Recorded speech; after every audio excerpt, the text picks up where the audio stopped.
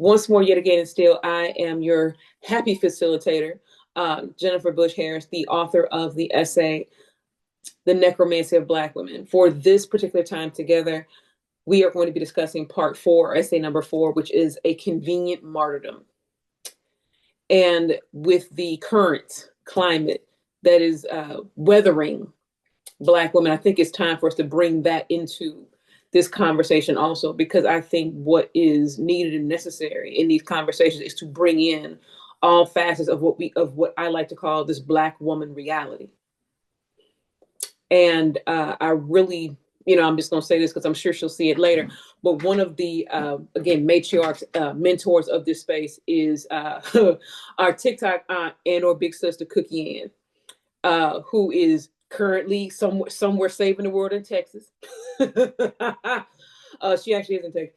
And she engages fully with the essay to the point that I have a note. I took notes on notes from what she gave to this TikTok session that was hosted by myself and co-host Kiana Taylor. And again, for my own edification and wow. And accountability, there is a part 2 or second edition of this essay that will be out. October seems too far because all of we have to do. So probably by the end of the year. And the forward will be written by none other than co-host one of my favorite Black girl superheroes, Kiana Taylor. And I'm joined again by the world famous Nubia, aka on Earth 616, also known as Professor, soon to be Dr. Jennifer Julian, who is out of TSU. So we anticipate also the late arrival of Dr. Angeline Williams Jackson for her further input. But before we get started for part 4, I really want to open space for what we have experienced this week. We do know that there was another police-involved shooting of Sonia Massey. And I don't even know what to tell myself at this point. And I really think that, again, essays like this help to put footing as to where people are, especially Black women, because people believe that Black women are indestructible. And sometimes we act as if we're indestructible, and that we feel as if sometimes, right, that we have to know the answer. Sometimes we don't. Because the one thing that strikes me about this particular incident is, and it almost feels disrespectful to say, that perhaps now more people know her now that she is dead than when she was alive. And the fact that she was scared, she called the police, and the thing that took me, not even all of us being descendants of some portion of the South, we know why she had the hot water on the stove. Because if I find you, I'm gonna get you. I got a plan for this. I put sugar in this. I have a plan. And the fact that she told the police, "Don't hurt me," and they did it anyway. And the fact that the thing to me, and again, I think this goes also into this essay, which I'm sure will be included in the second essay. It is this curious book of the dead that we keep running. Do you remember? And then when we give attributes that are associated with their death, and then we have to, okay, no, that wasn't her. No, that wasn't her. No, that wasn't her. It is this curious, mobile, almost revolving graveyard of people who we've lost in the most tragic fashion. And in so doing, we find ourselves in this space of not knowing what to tell ourselves, other than we're not gonna die here.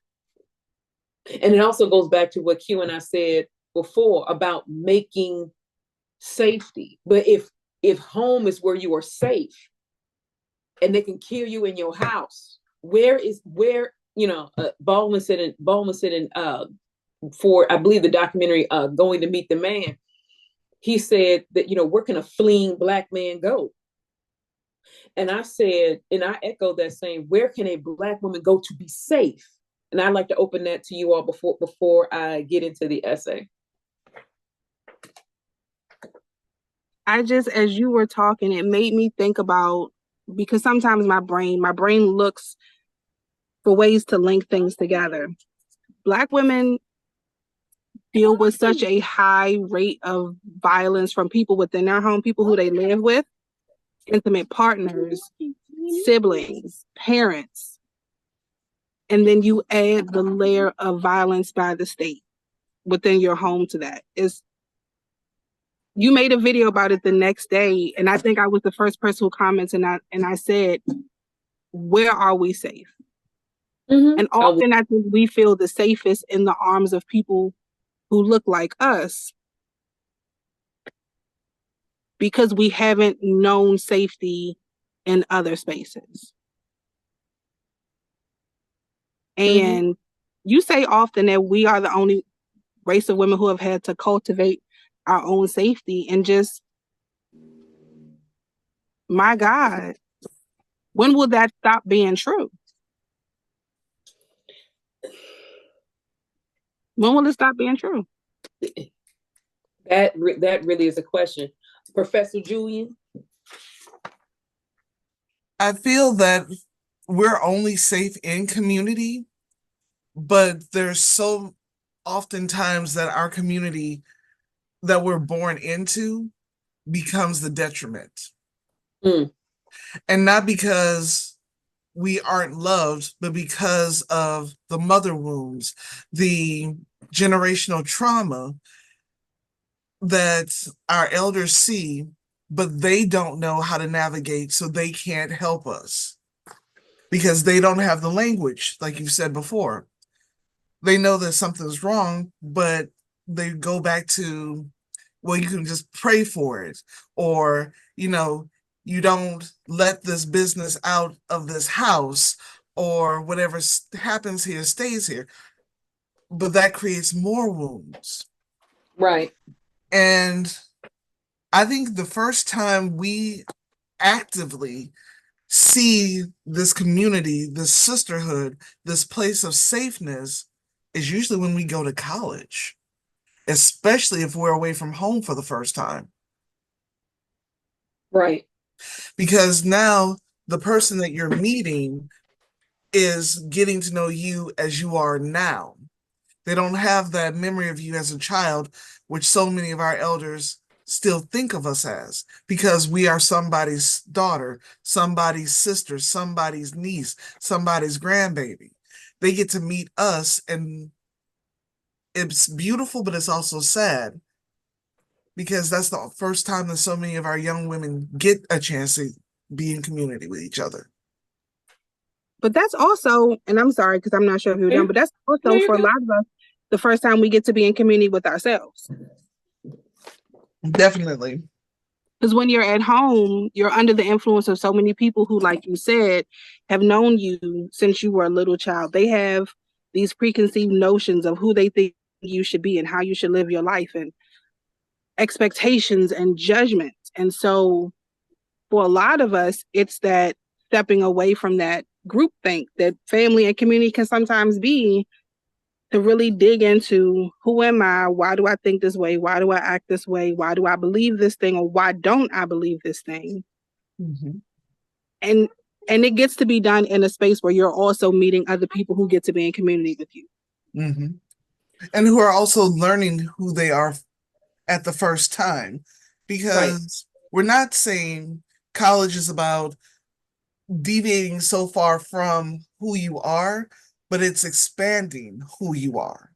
Because you are someone's child, you are someone's sister, you are someone's grandbaby, you are the member of this community, but you get to be at a wider type of community.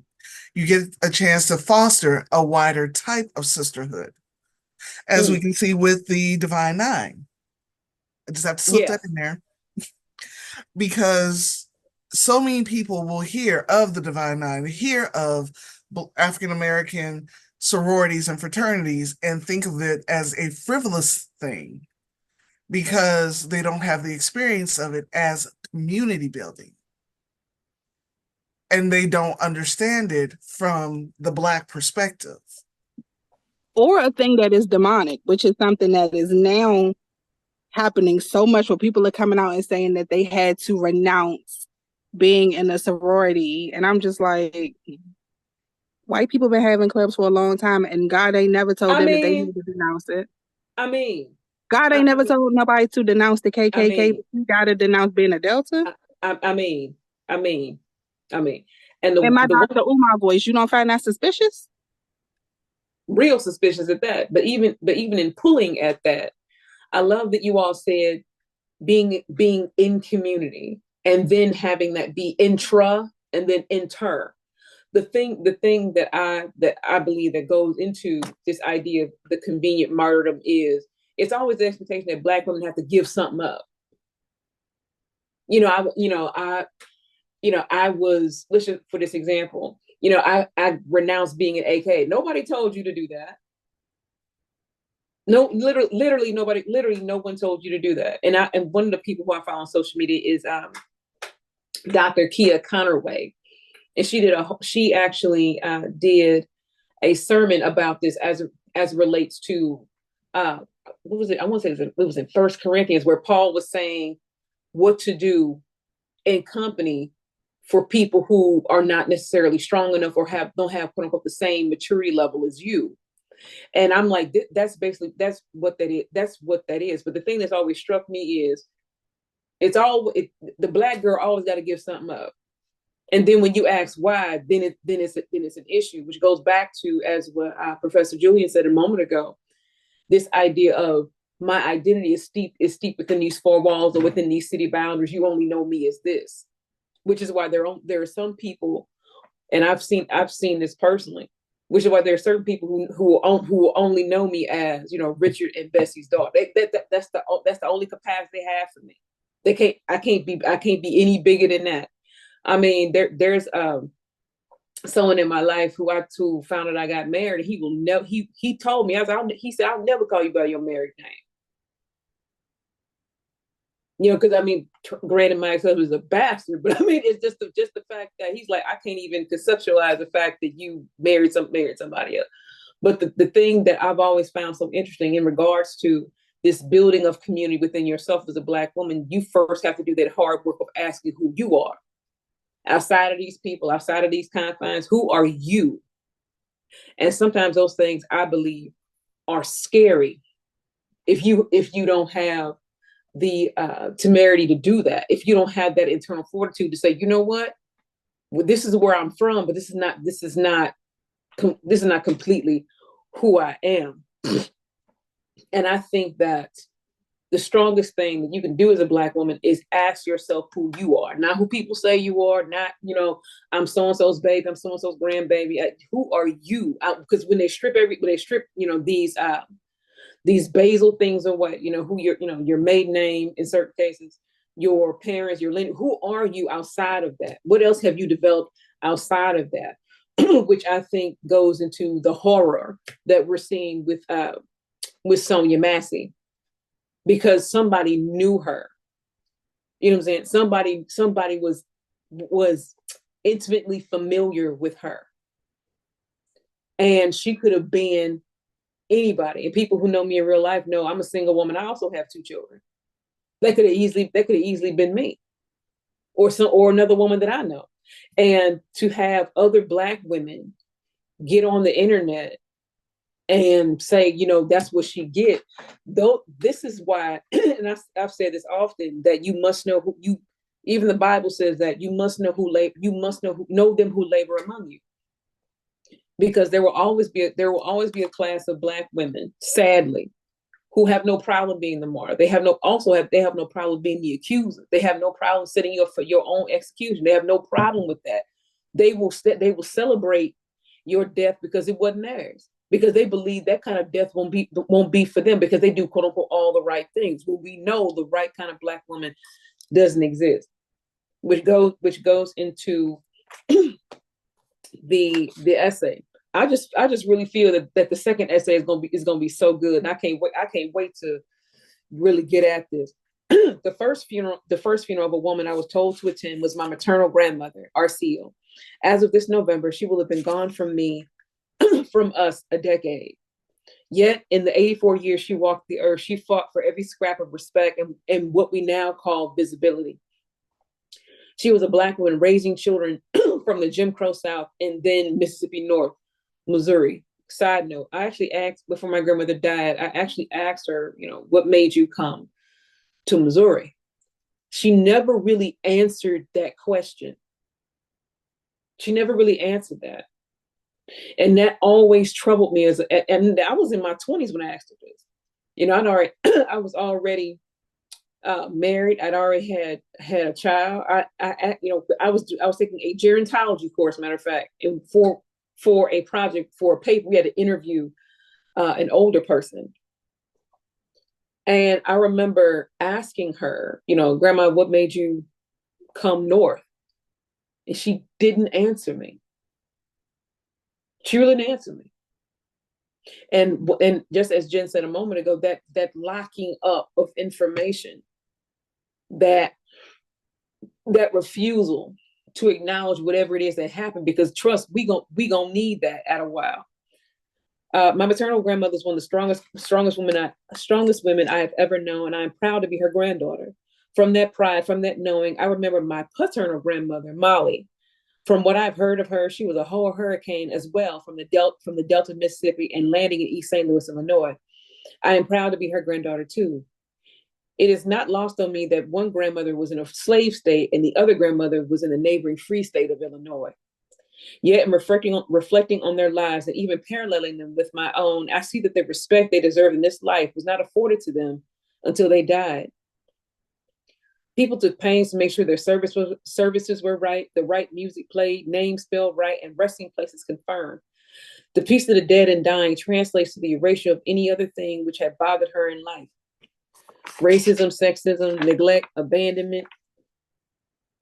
While in life, which slides Black women from erasure, obscurity, and disbelief, only to reanimate us when statistics are needed. Mortality rates to be beefed up for diversity studies or other disparities in healthcare or malpractice actions. I can't help but liken this type of treatment to matches. In my grandmother's kitchen, there were kitchen matches with flint on the side of the box. She struck the match when there was an eye on her stove which was not working. It had trouble lighting. Matches are meant for work. They are used just for quick work that someone else will be credited for, and then drowned to make sure their fire is not allowed to be uncontrolled. This nation will let Black folk work, especially Black women work, and watch them while they do it better than anyone else. But as soon as that work is complete, once their eye is lit, lanterns, candles, or torches lit, they snuff us, they drown us. We get the peace of the grave, but not the peace that belief, acceptance, and visibility does. Respect for Black women is the same you give to a hammer, a full tank of gas, or a correct paycheck. We are a tool. With that belief, absent of respect, we are no better than tool sheds, and even some tool sheds have locks on them, don't they? But for us, no one needs us. No one wants us till the world is dark. And when the world thinks it can see again, we are not needed. Now, the thing that I've always found fascinating about my grandmothers is that they made it. And I really can't describe it any deeper than that they made it. According to my father's other sister, because I don't talk to the other one, my Aunt Hazel, who has the most memories of my grandmother, that she was made out of tough stuff. She was made out of tough stuff, bro. She was made out of tough stuff. And the thing is, I found this out. She died at 53. And I'm 43. She died, and her youngest child, I think my Uncle Charles was like 16, 17 years old. And she had put her life and strength into these eight children. And she somehow made it. Like my sister is getting the rest of the familiality, and we found out that our paternal grandmother used to sharecrop, and she said that what she found out was how everybody would owe at the end of the season. our grandmother Molly never owed. And that, that great propensity for math has come from her.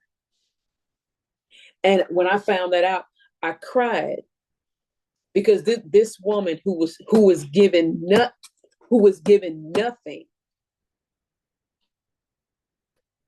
somehow made it. She somehow made it. And then when I look at my because I was raised with my maternal grandmother, to find out that she wanted to be a nurse, and my mom was a nurse.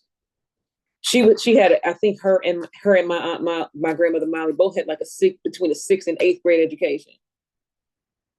So I think there's a reason why some of us who know our familial history, especially our maternal lineage, while we strive for these degrees, while we get the education, while we do these things, because we have no excuse not to.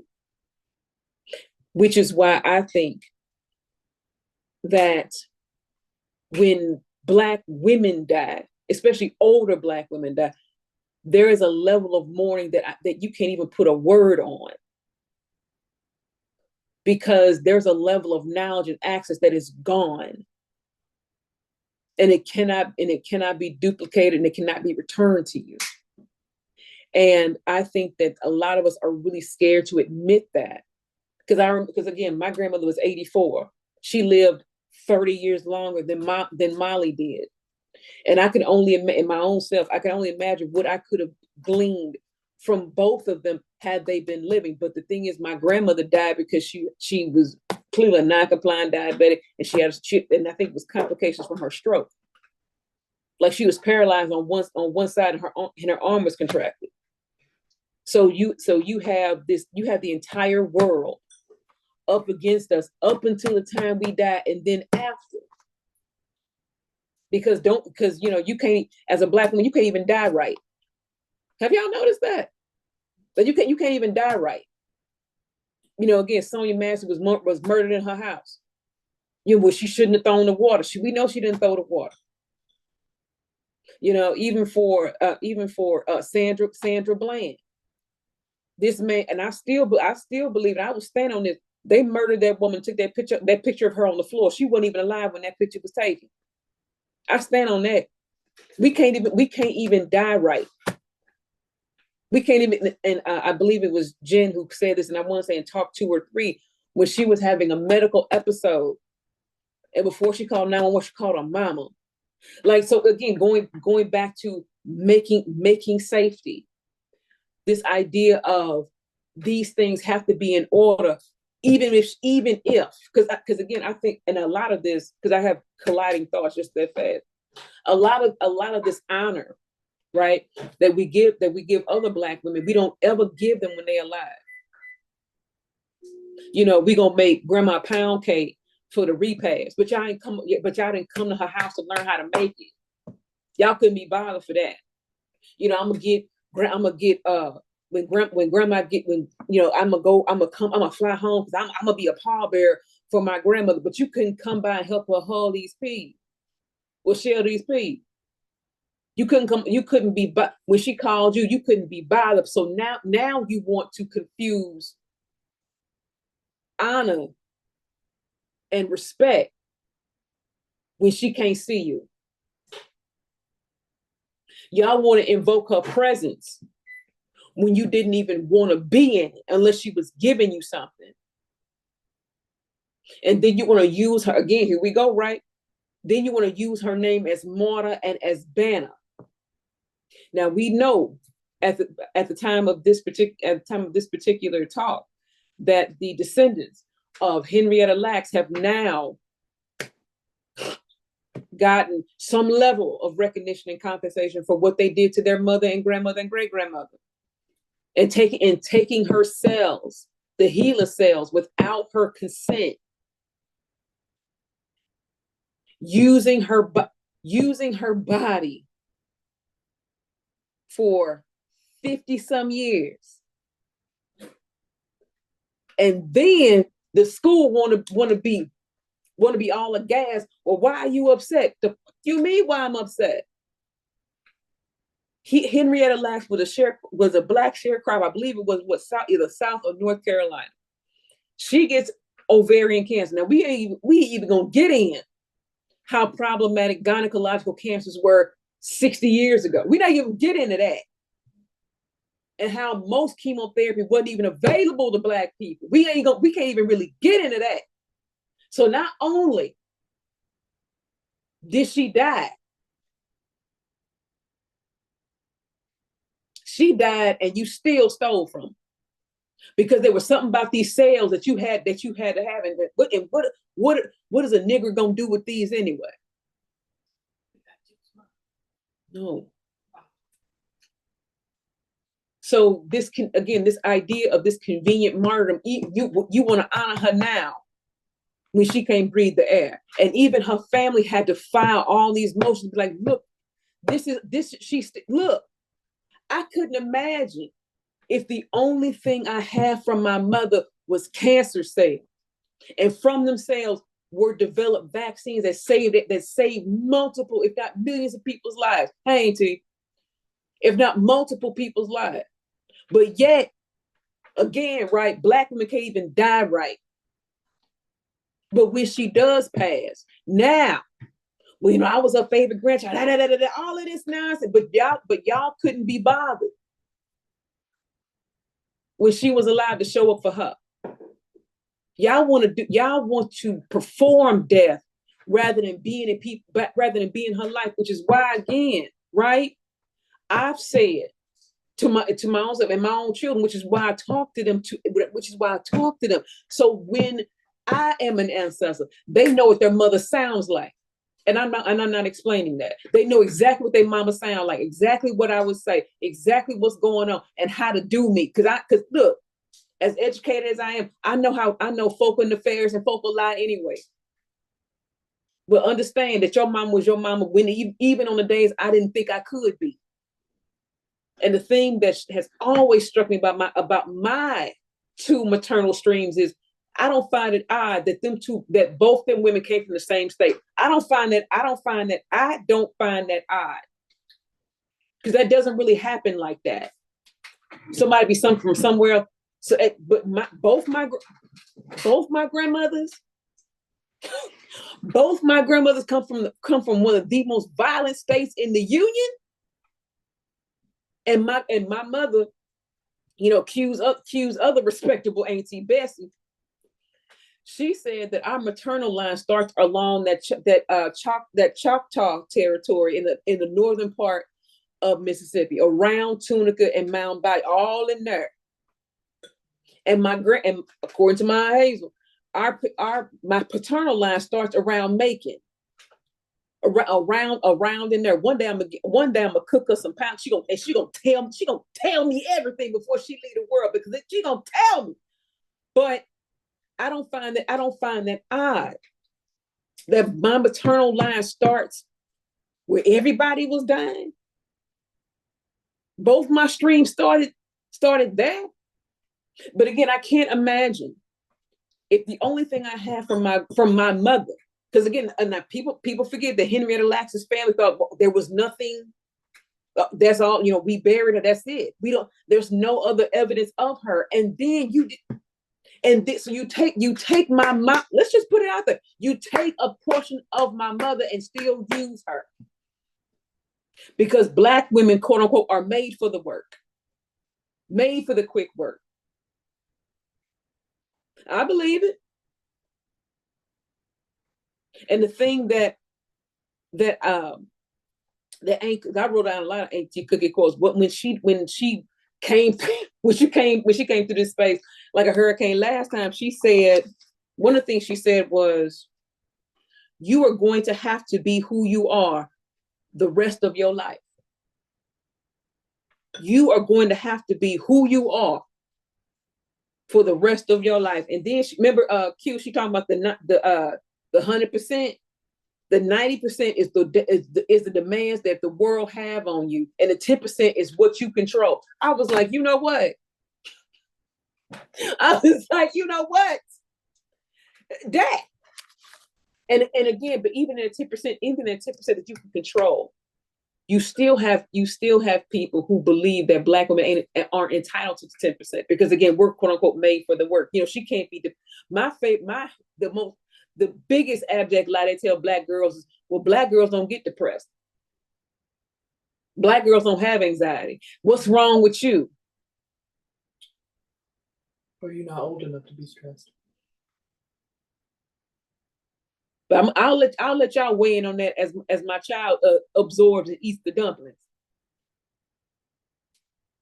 I was thinking about what you were saying. It made me think about also how we're having these conversations when people talk about their ancestors and their ancestors speaking to them and communicating messages to them, and also being one of those things that people are describing as demonic. My great grandma, Priyan, was the first in her family to get saved, and was prophetic, a prophetic prayer warrior. If Priyan comes to me in a dream, it's serious. If she comes to me to tell me something, it has always been for my protection. It's always been somebody in my circle who don't need to be there, or a relationship that needs to be severed. And nobody can ever convince me that that's demonic, because my great grandma know me and love me. She's not coming to tell me something that's gonna hurt me. You can't convince me that communicating with them is bad or demonic. Can I do it? That's like, I know that, hey, Puddin', I know that when my father visits me in dreams, I know my life is about to change. I can't explain it any more than that. And I'm always looking at him from the back, like he's walking away from me.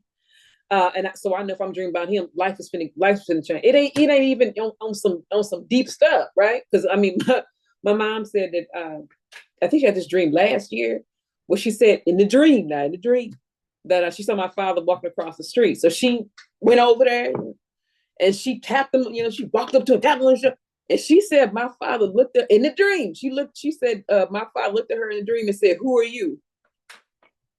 Now wait. So Mama said, I can't. Now she almost cussed in front.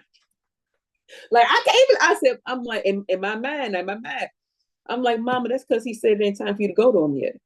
I'm thinking in my mind, I'm like, he's just saying it ain't time for you to leave yet. Otherwise, he'd have been like, come on. But again, this idea of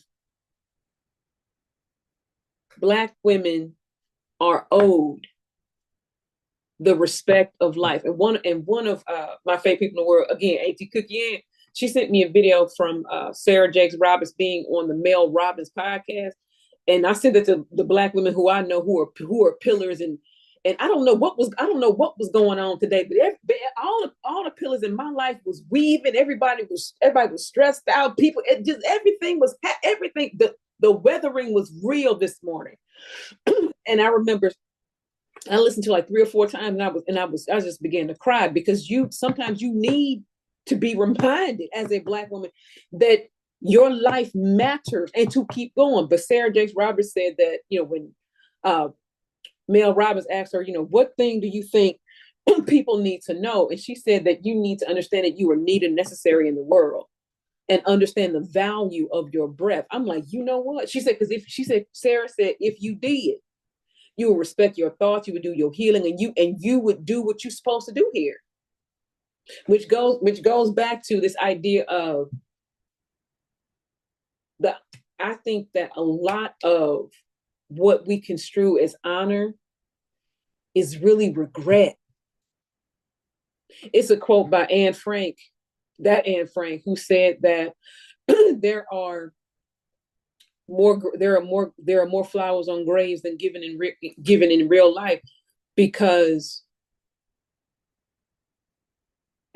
she said there are more flowers on graves because something is more powerful than dang, I'm gonna have to look that up now, because now it's gonna bother me. I don't like it. But let me just look at this real quick. Watch my daughter find it for me. There it is.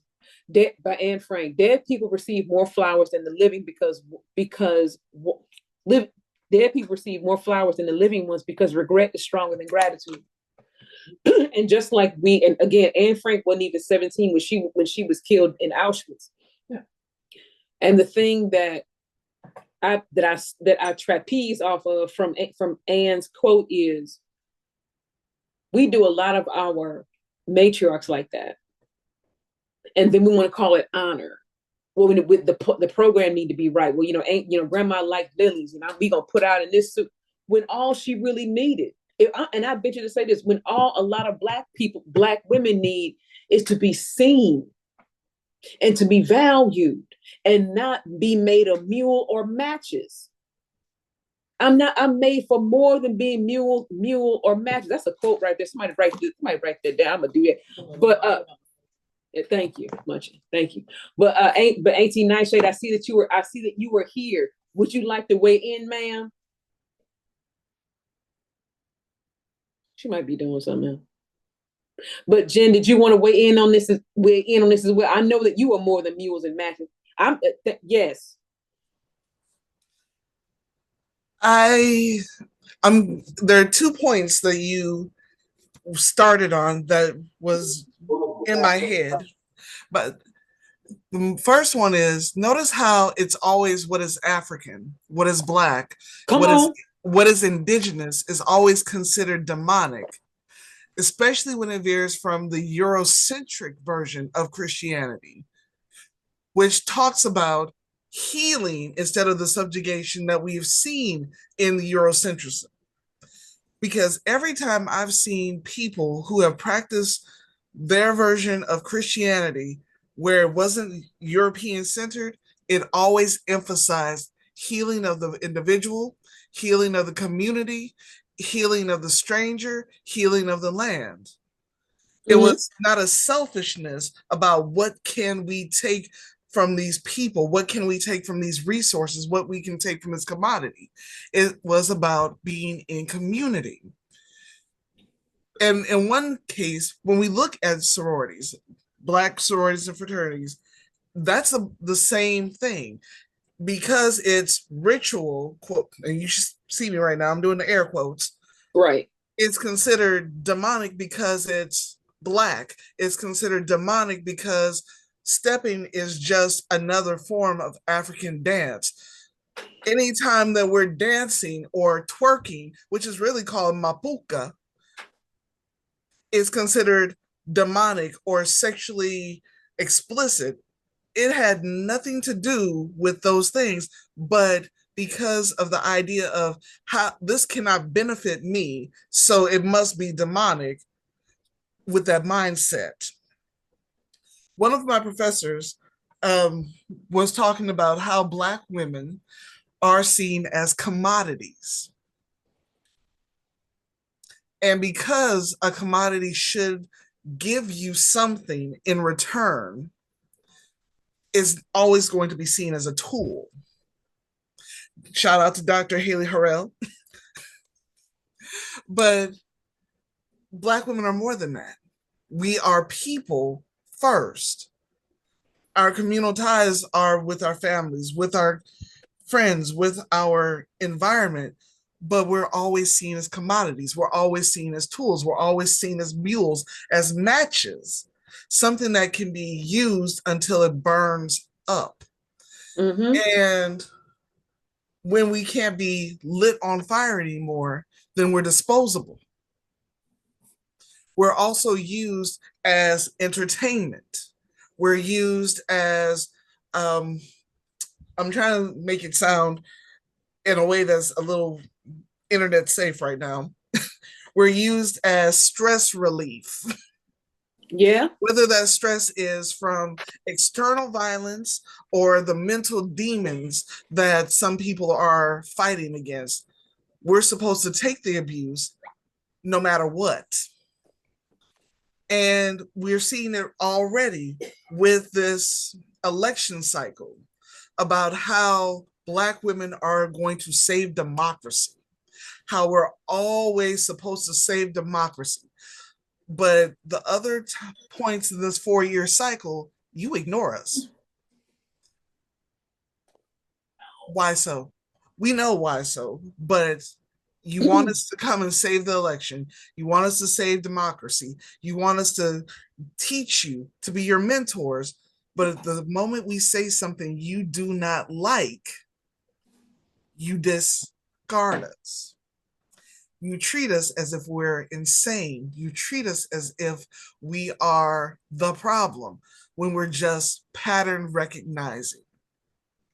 We know how this goes. Right. But, we don't know anything. It's like, if we didn't know anything, then why do you always come to us? Auntie, I know you. Go ahead, weigh in, ma'am.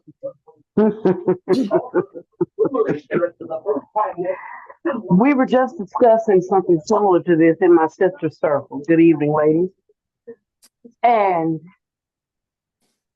Dr. Julian is correct. We are nothing more than commodities, or we're basically the cleanup people for where everybody else messes up at. And we have always been loud, per se, when we speak up. And when we speak, we disrupt the program. When we disrupt the programming, that's a problem. That's why we're thrown to the side and deemed as insane. If you really look at the whole picture and just be real, very real about it, we're the thing that holds the structure together. And if we snatch the thing away that holds the structure together, the structure will fall. I move in spiritual places, so I view things from a spiritual stance. The cottage cheese cartel, and that's just what I call them. And the ones that look like us, that hate us, they envy us because we can do the one thing that nobody else can do, is where we can take something and make it big. And after we have made it big for them, they want the credit for it.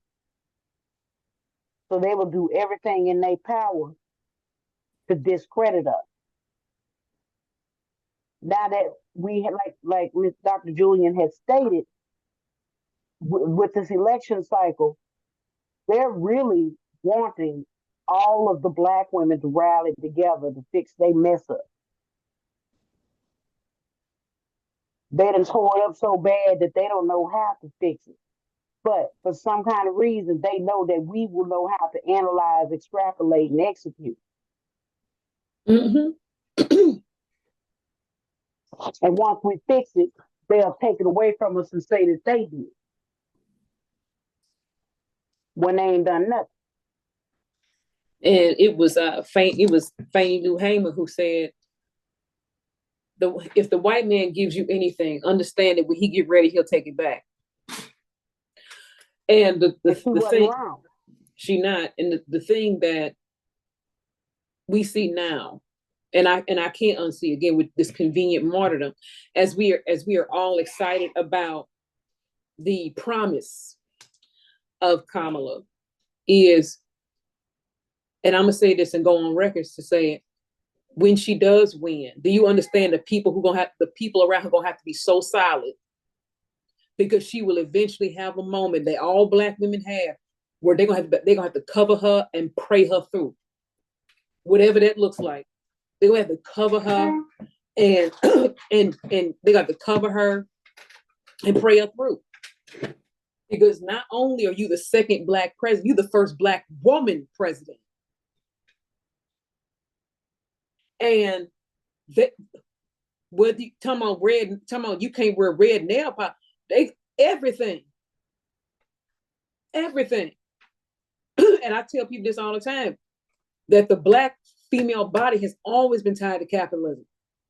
It's always been tied to capitalism.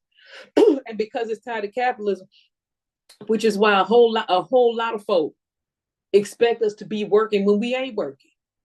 Like I'm sick of being in the store. Somebody asks me, "Do you work here?" No, I don't. Or they come to the, or as Professor Julian said a moment ago, well, ask the black girl, she know. No, I don't know. And if I did know, Google is free. No, I don't know. Again, but I really want to pull at this idea of what it means to honor a Black woman. Because too many of us get posthumous honor.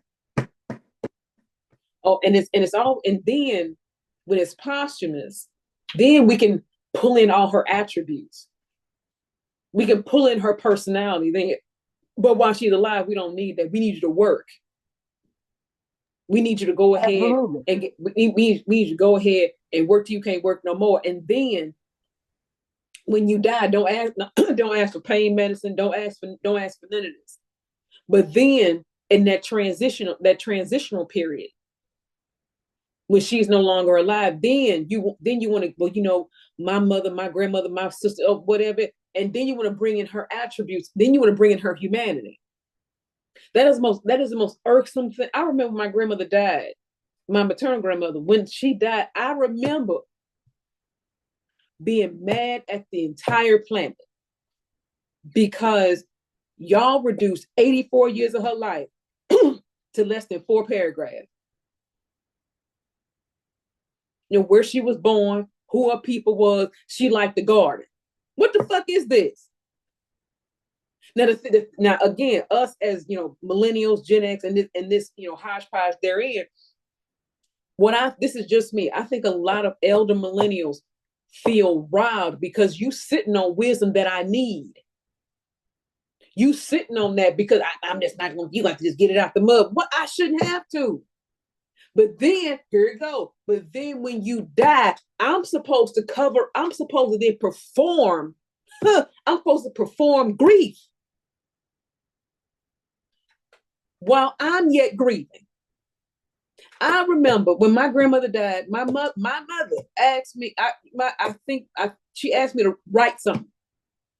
So I wrote something. And I remember performing that and almost couldn't get through because I'm like, I want my grandmother.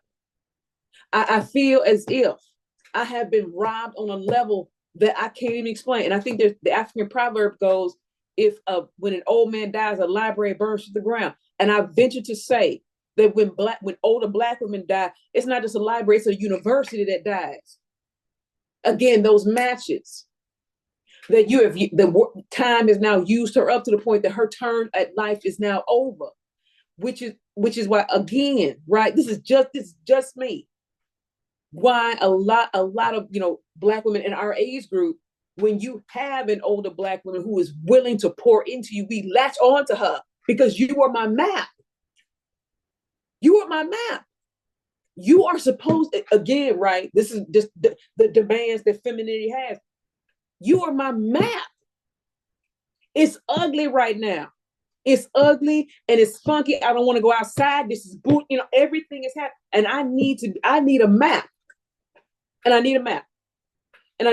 And then you have class of older Black women who won't give you the map. Because if they give you the map, then they have to tell you where they came from, but they want honor. They want honor and respect without giving you honor and respect. I'm coming to you because, as our auntie say all the time, I'm coming to you because you my OG. I'm coming to you because I believe that you got what I need, and because you won't give it to me, now I got to get my head busted because nobody told me. But then when you die, I'm supposed to then step into position, right? Because a lot of death work is done by women. It's done by women. It's always and Q of outfit is always the grandchild that can write, or the most eloquent who put the program together. Write the back of it. Do this. This the colors we gonna wear. This what we gonna do. So now we gonna perform death. We gonna perform death and perform grief. When she was here, either y'all didn't care or she didn't care. And if we're gonna be honest, I think a lot of this convenient martyrdom is also based on the fact that a lot of our grandmothers were high functioning, had high functioning anxiety and high functioning depression. I really do.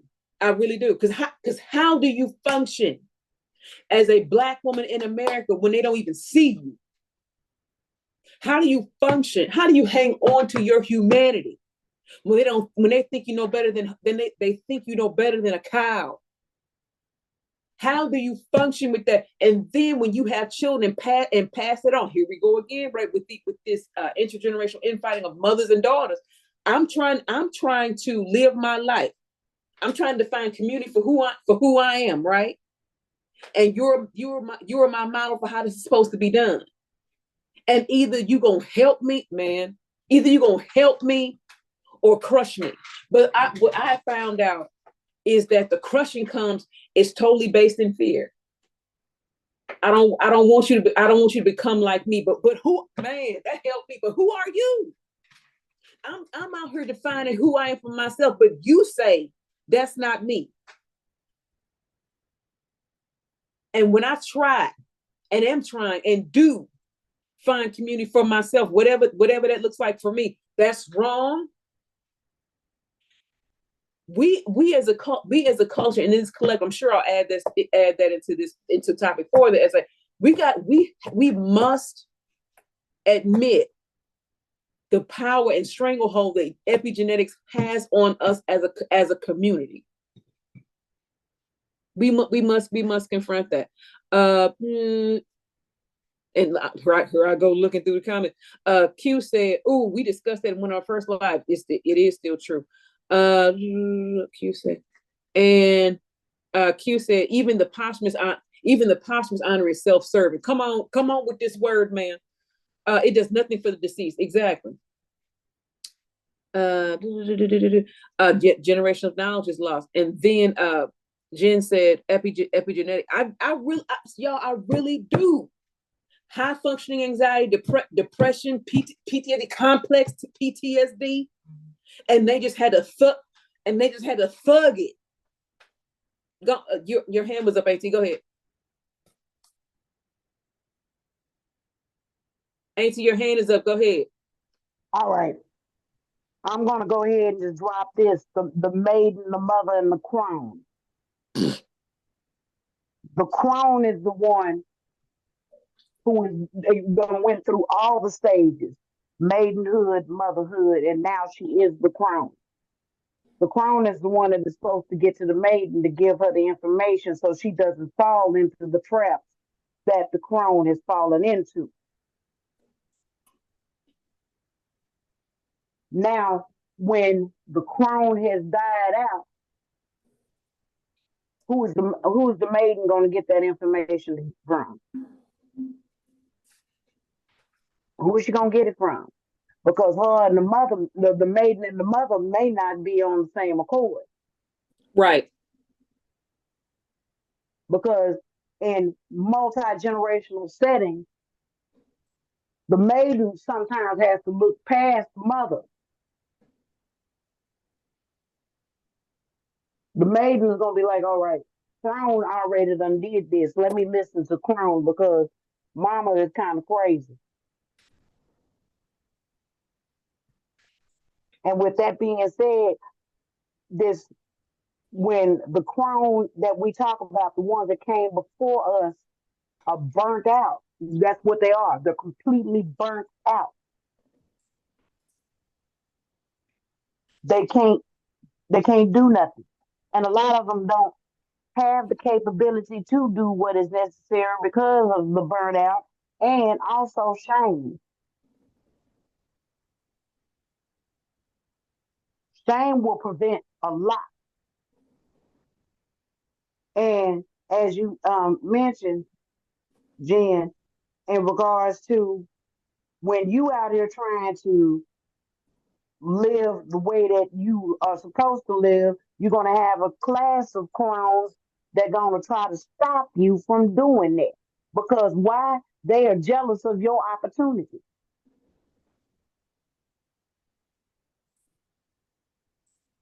They don't want you to do any better. They want you to be in that same circle jerk that they dealt with. Because how dare you have it easier than me? Because if I had it hard, you're supposed to have it hard too. That ain't the way it's supposed to be. And then we have to also realize just because you grow old doesn't make you wise.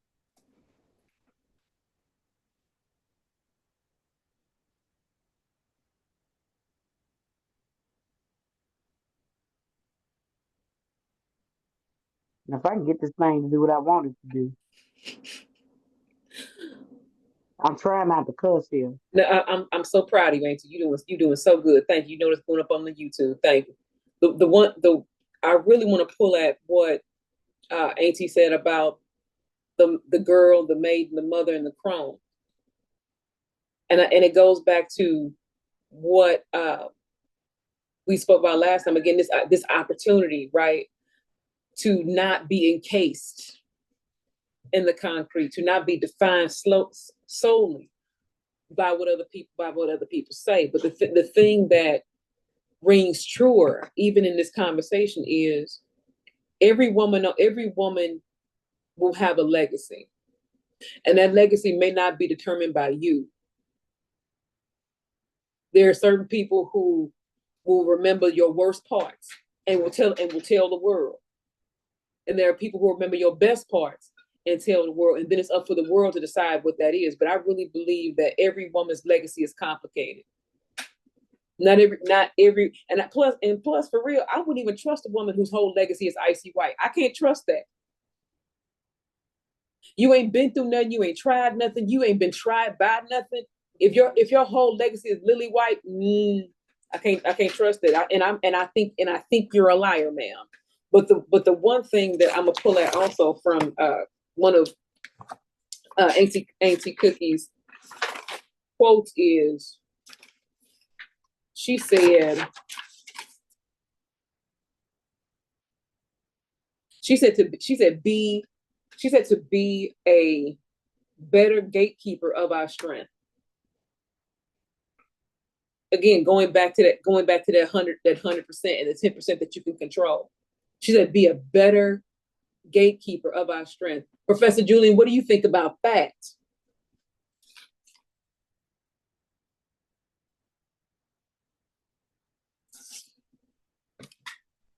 Jen might have stepped. Oh, go ahead. I did do a whole whoop for a second before I hit the button because I felt that in my spirit. I agree with Auntie, and I know exactly what she's talking about with the maiden, the mother, and the crone or matriarch. If we're gonna hit it with the 3 M's up in there, right? There is so much that we have lost because people have gotten older, but they haven't gotten wiser, and that's because of cycles. And Q put it up in the chat about how shame will hold on to you. And I added on shame, guilt, and trauma. Those 3 things in this circle will make a person think that just because they're older, they should be treated as if they're wiser. But they never learned the lessons that they needed to pass on to the next generation. And also, how we were talking about with Black women and death, how it feels performative is because it is. And like get my up free. I mean, we here. Get up. Yes. My mother's here, so I've heard the story as well as witnessing the events that I'm about to talk about. And if somebody in my family's mad, oh well, you'll get over it. My maternal grandmother passed away, and my mother is the eldest now. Shout out to age 79. But when my maternal grandmother passed away, there were 3 people who did something for the funeral. My mother, my Aunt Sylvia, my Aunt Mary Jo. My mother is one of 12 children. She's the middle child in the family, but she was the oldest daughter at that time. She ran around and got the stockings, the underwear, the dress that my grandmother was going to be buried in, found the makeup that she was going to need for the funeral home. I was the one who put together the program because I was the most articulate at the time. I was that child. Mm-hmm. My Aunt Sylvia helped arrange the flowers as well as the church that we were going to be in because grandma was Baptist. We grew up Catholic. That's a whole nother level of trauma that we'll talk about later. Right. But Aunt Sylvia got the church ready. Mary Jo called the family members. Why come? Which is one of my grandmother's favorite words. Why come? That's that. When old Black women say why come, that you just know eat this after that. Why come? Oh, Why I do? Why come? She had a few phrases, but we're gonna go with the safe one right now. Why come when it came to giving the eulogy and remarks and remembrance, my Aunt Lula, who was married to my Uncle Eros, said that Eros was the only one who ever did anything for his mother. Yet my mother was the one that always sent money, who paid bills. Yet my Aunt Sylvia was the one who always went to my grandmother's house and permed her hair, sewed her clothes. But my uncle, who was a millionaire at the time, and I'm not speaking ill and dead, God rest his soul. Notice how dry I said that. But he was the only one who did something. Big, like heavy on the quotation marks. Mm-hmm. He was the only one who did something all right. He cashed in everybody's insurance policies. So he had the money for it. When my grandmother passed away, when my grandfather passed away, none of his children got the insurance money. Again, if they're mad, they'll get over it. Dr.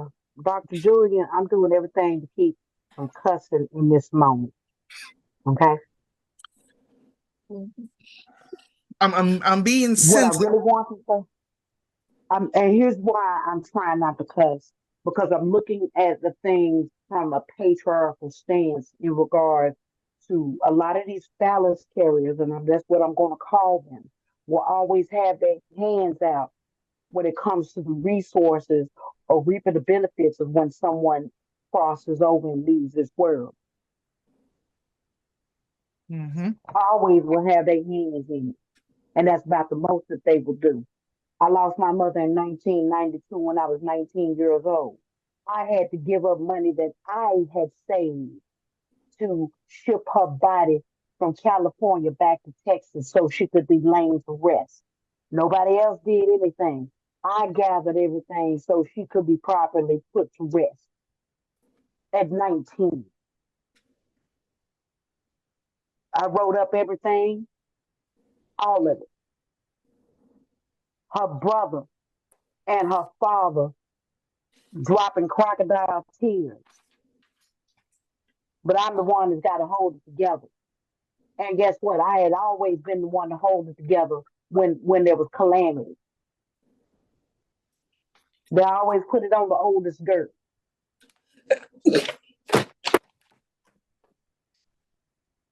Oh yeah, we're going to talk about Always put it on the oldest girl. we're going to talk about the oldest daughter syndrome too. But when I removed myself from that dynamic, I'm some of everything but the name that is on my birth certificate. Since we here, we might as well bust the rest of it out. While in life, which slides Black women from erasure, obscurity, and disbelief, only to reanimate us when statistics are needed. Mortality rates to be beefed up for diversity studies or other disparities in healthcare or malpractice actions. Respect for Black women is the same you would give a hammer, a full tank of gas, or a correct paycheck. We are a tool. with that belief, absent of respect, we are no better than tool sheds, and even some tool sheds have locks, don't they? It is this consistent idea that is, and we talked about this during the first talk, that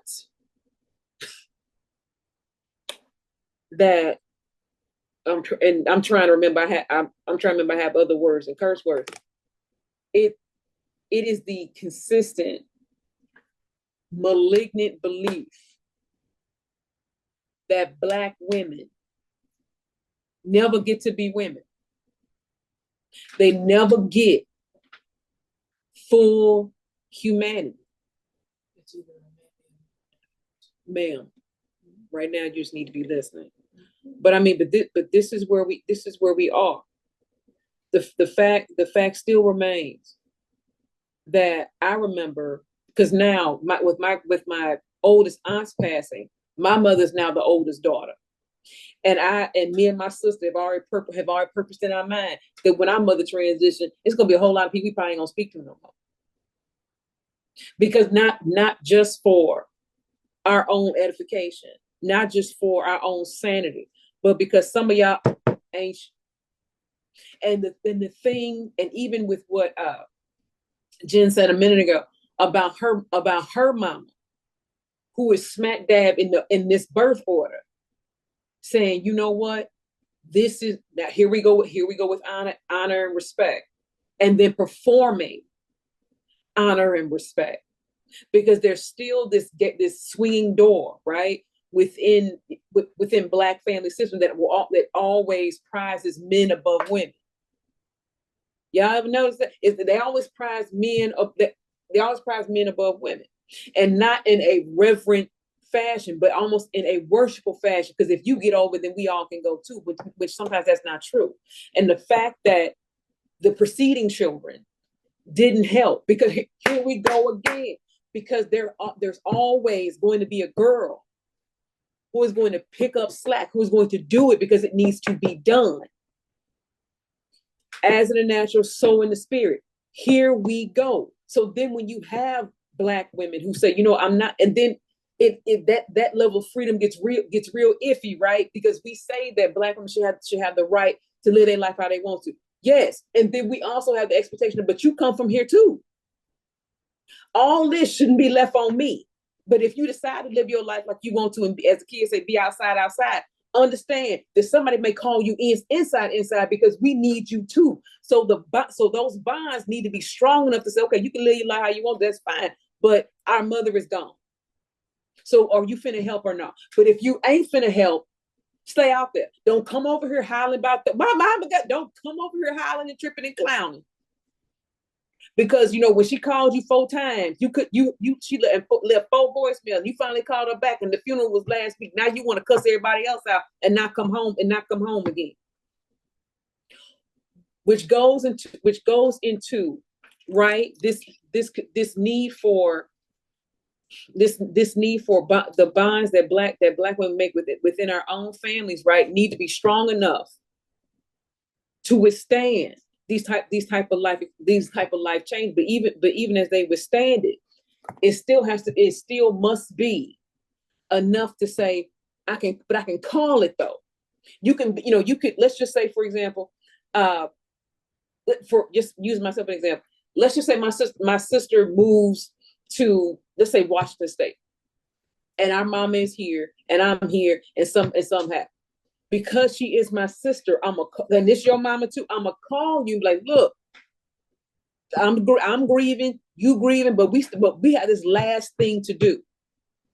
You can motherfuck me on the plane home, but this is the last thing. Are you finna help me or not? And some of us don't have them conversations because we're like, well, and here we go again, right? With this convenient mark. Well, mama would want us to do it. No. Don't reduce your matriarch to a child, because mama knows some of her kids ain't before you do.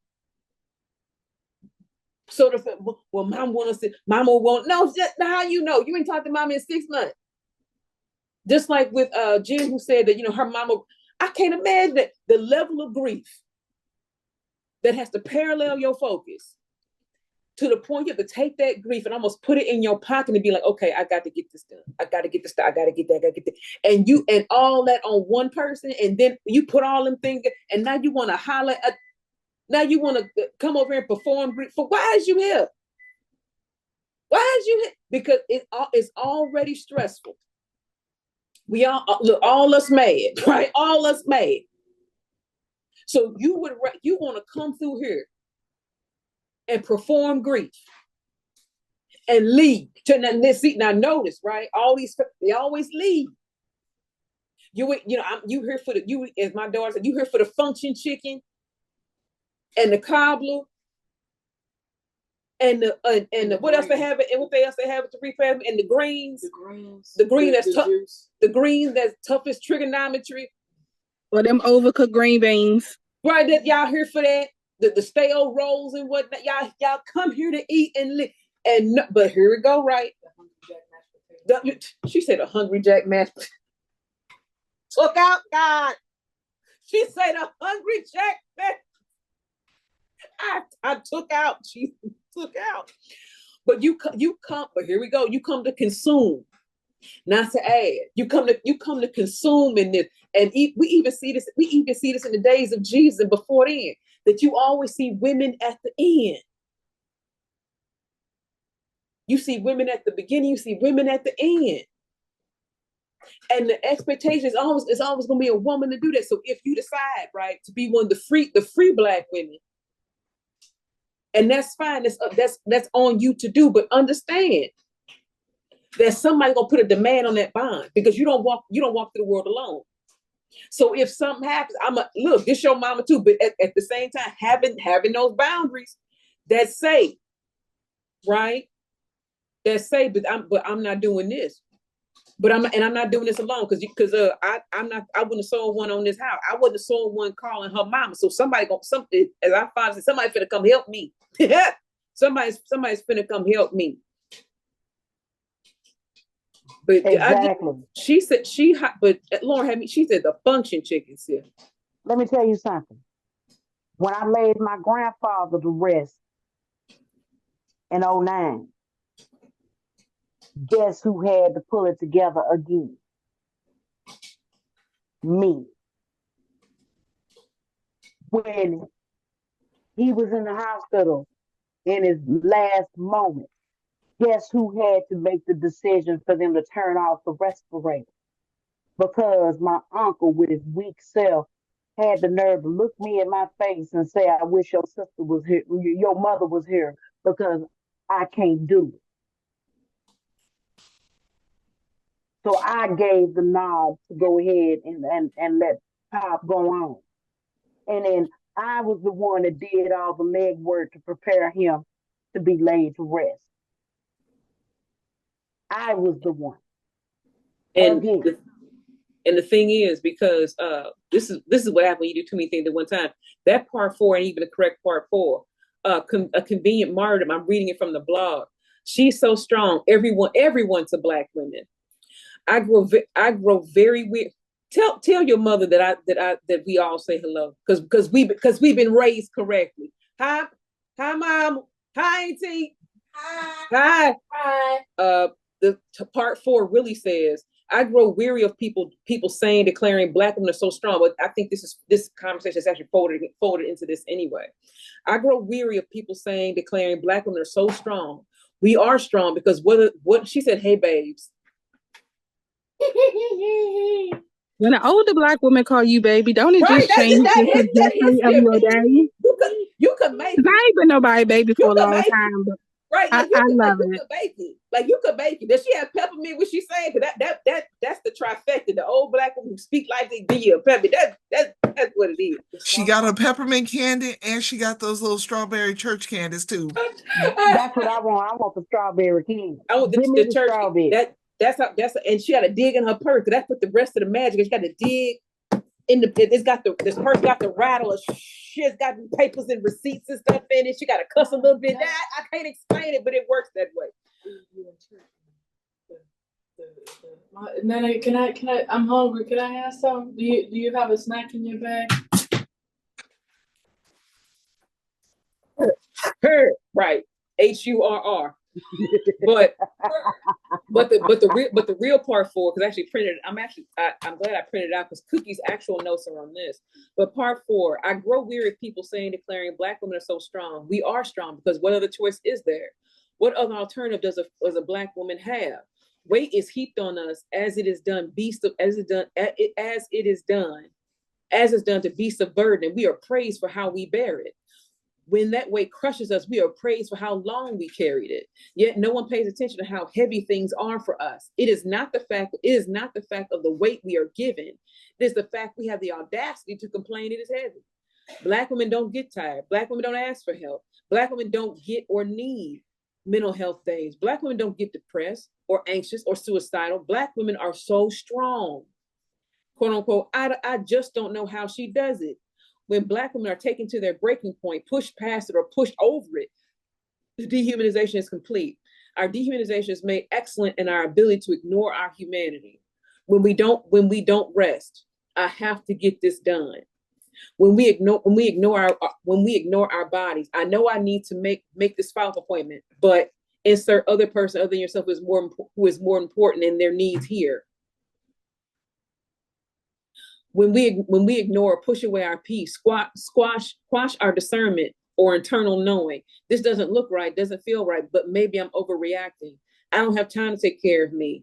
When we prize the input of other people over ourselves, this is what insert important person in your life here went through and dealt with. Maybe that's all I can hope for. Or, and I put this in bold, if this is what insert important person here dealt with, then I guess I will too. A reminder to read When Chicken Heads Come Home to Roost by Dr. Joan Morgan. In the crushing of grapes like grapes, like for jelly or wine, the world consumes proof of our crushing. Our pain is supposed to result in something usable for those who witnessed it, but would not help. Who saw the weight shrink us and cheered that we continued rather than cease. This is what is seen in the discovery of the three women who J. Marion Sims abused because calling it experimenting implies consent, and knew Black enslaved women were not seen as human. But all of what we know about modern gynecology is from the women known as Lucy and Archer and Betsy. Side note: we all know it was more than three of them. You can't tell me it was just three. You can't tell me that. The shedding of their blood is supposed to be seen as noble, yet their blood, like ours, part of us, is a reminder of how easy it is for this world to treat us as little more than cows. As if abuse, dehumanization, struggle, and hardship are all things essential to toughen or fatten a Black woman to societal slaughter. Our pain is used to pull everyone else along. I felt that again all over. Our pain is used to pull everyone else along, and blood used to produce evidence of our humanity. But rather than honor the lost humanity and confront the society which makes our abuse normal or more ghastly common, they assuage, they apologize, they erase, they rewrite, and they lie. By use of this misogynoir prestidigitation, Black women are their own victims and battle cry. When the world will not honor a Black woman, it will seek to make her a martyr, one level above a mammy. I was in my whole bag with this one. And the phrase I want to pull at as we delve into part two of this second hour of this conversation is misogynoir prestidigitation. Prestidigitation is a $5 word for sleight of hand or magic. And I've always liked that word. And we see this everywhere. If you have been a Black woman longer than 15 years, you've seen this. You've seen it. You're so, or every woman on this call, you're so articulate for a Black girl. I've not told how many times I went slapped out of somebody who told me that. You're so articulate. What? And our question is, why wouldn't I be? That's really it. In her book, Eloquent Rage, Dr. Brittany Cooper says sass is an acceptable form of rage. which is why the world really, really prefers mammies and sapphires. You know, and that's just her person. You know, she's, you know, my favorite is, well, you know, Jen's just so sassy.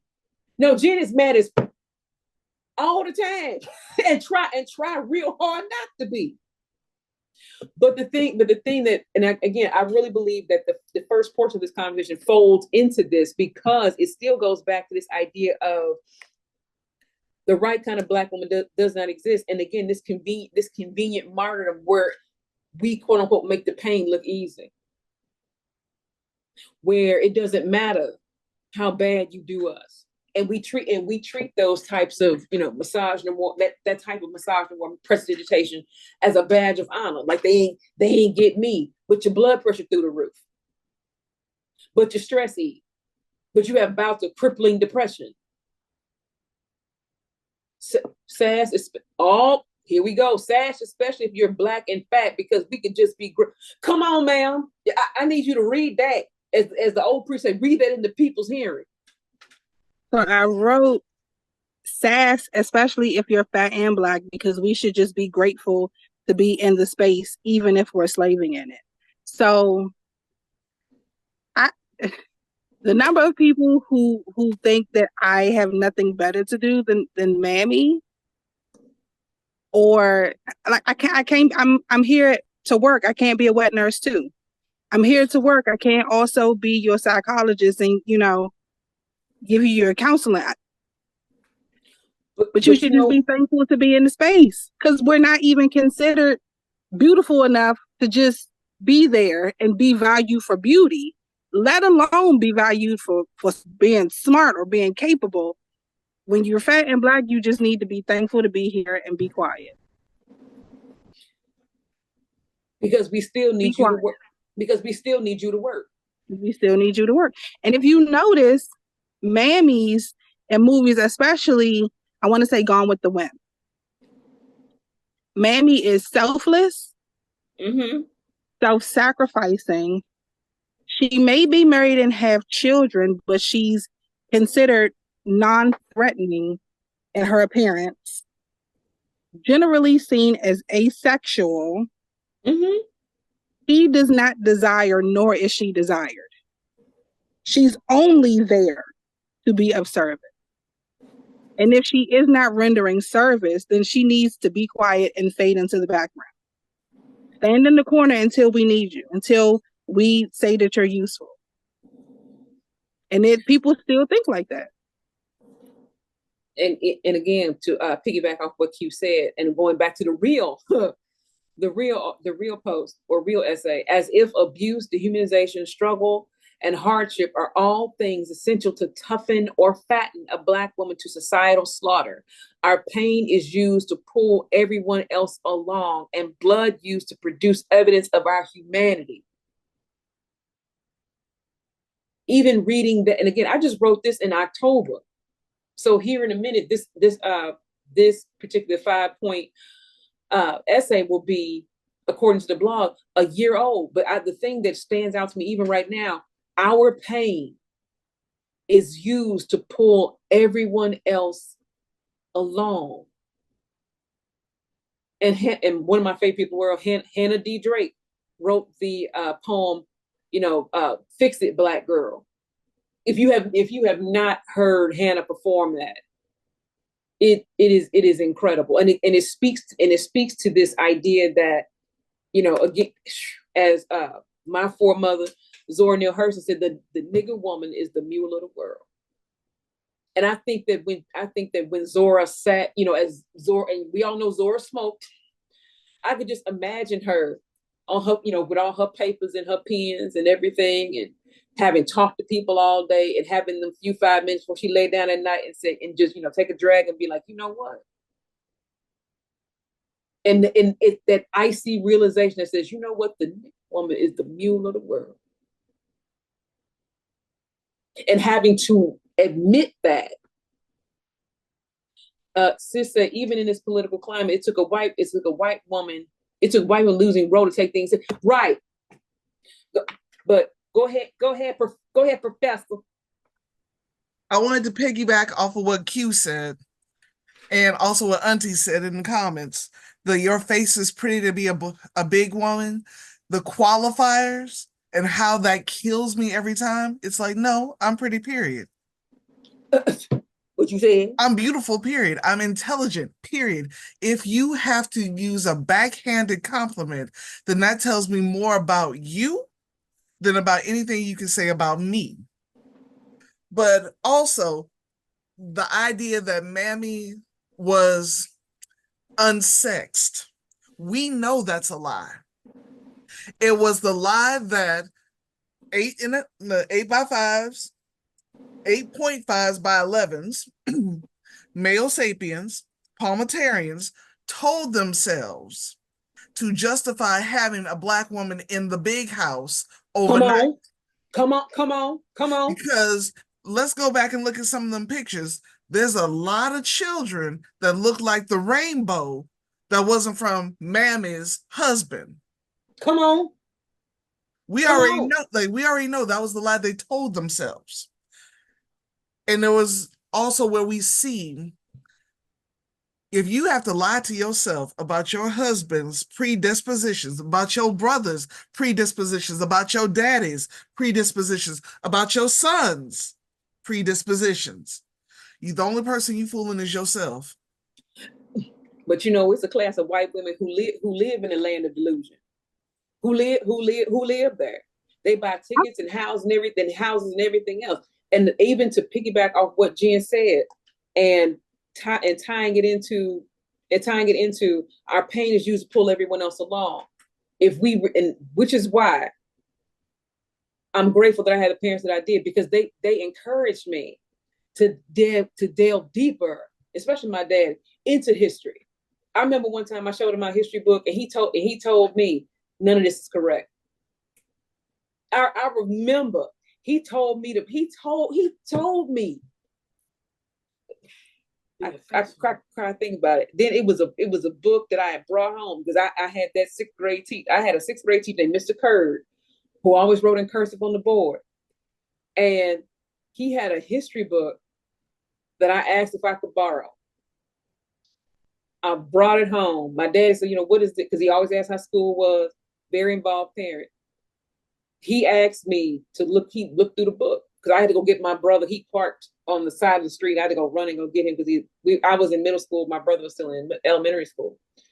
I remember my daddy looked through that book, and he said, he said he would not let me use the word slaves. He said captive people. I was 11.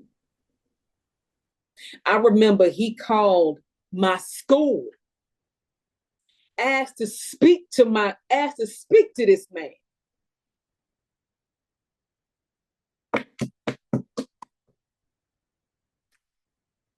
He asked to speak to this man, and he said, don't teach my daughter out of this book no more.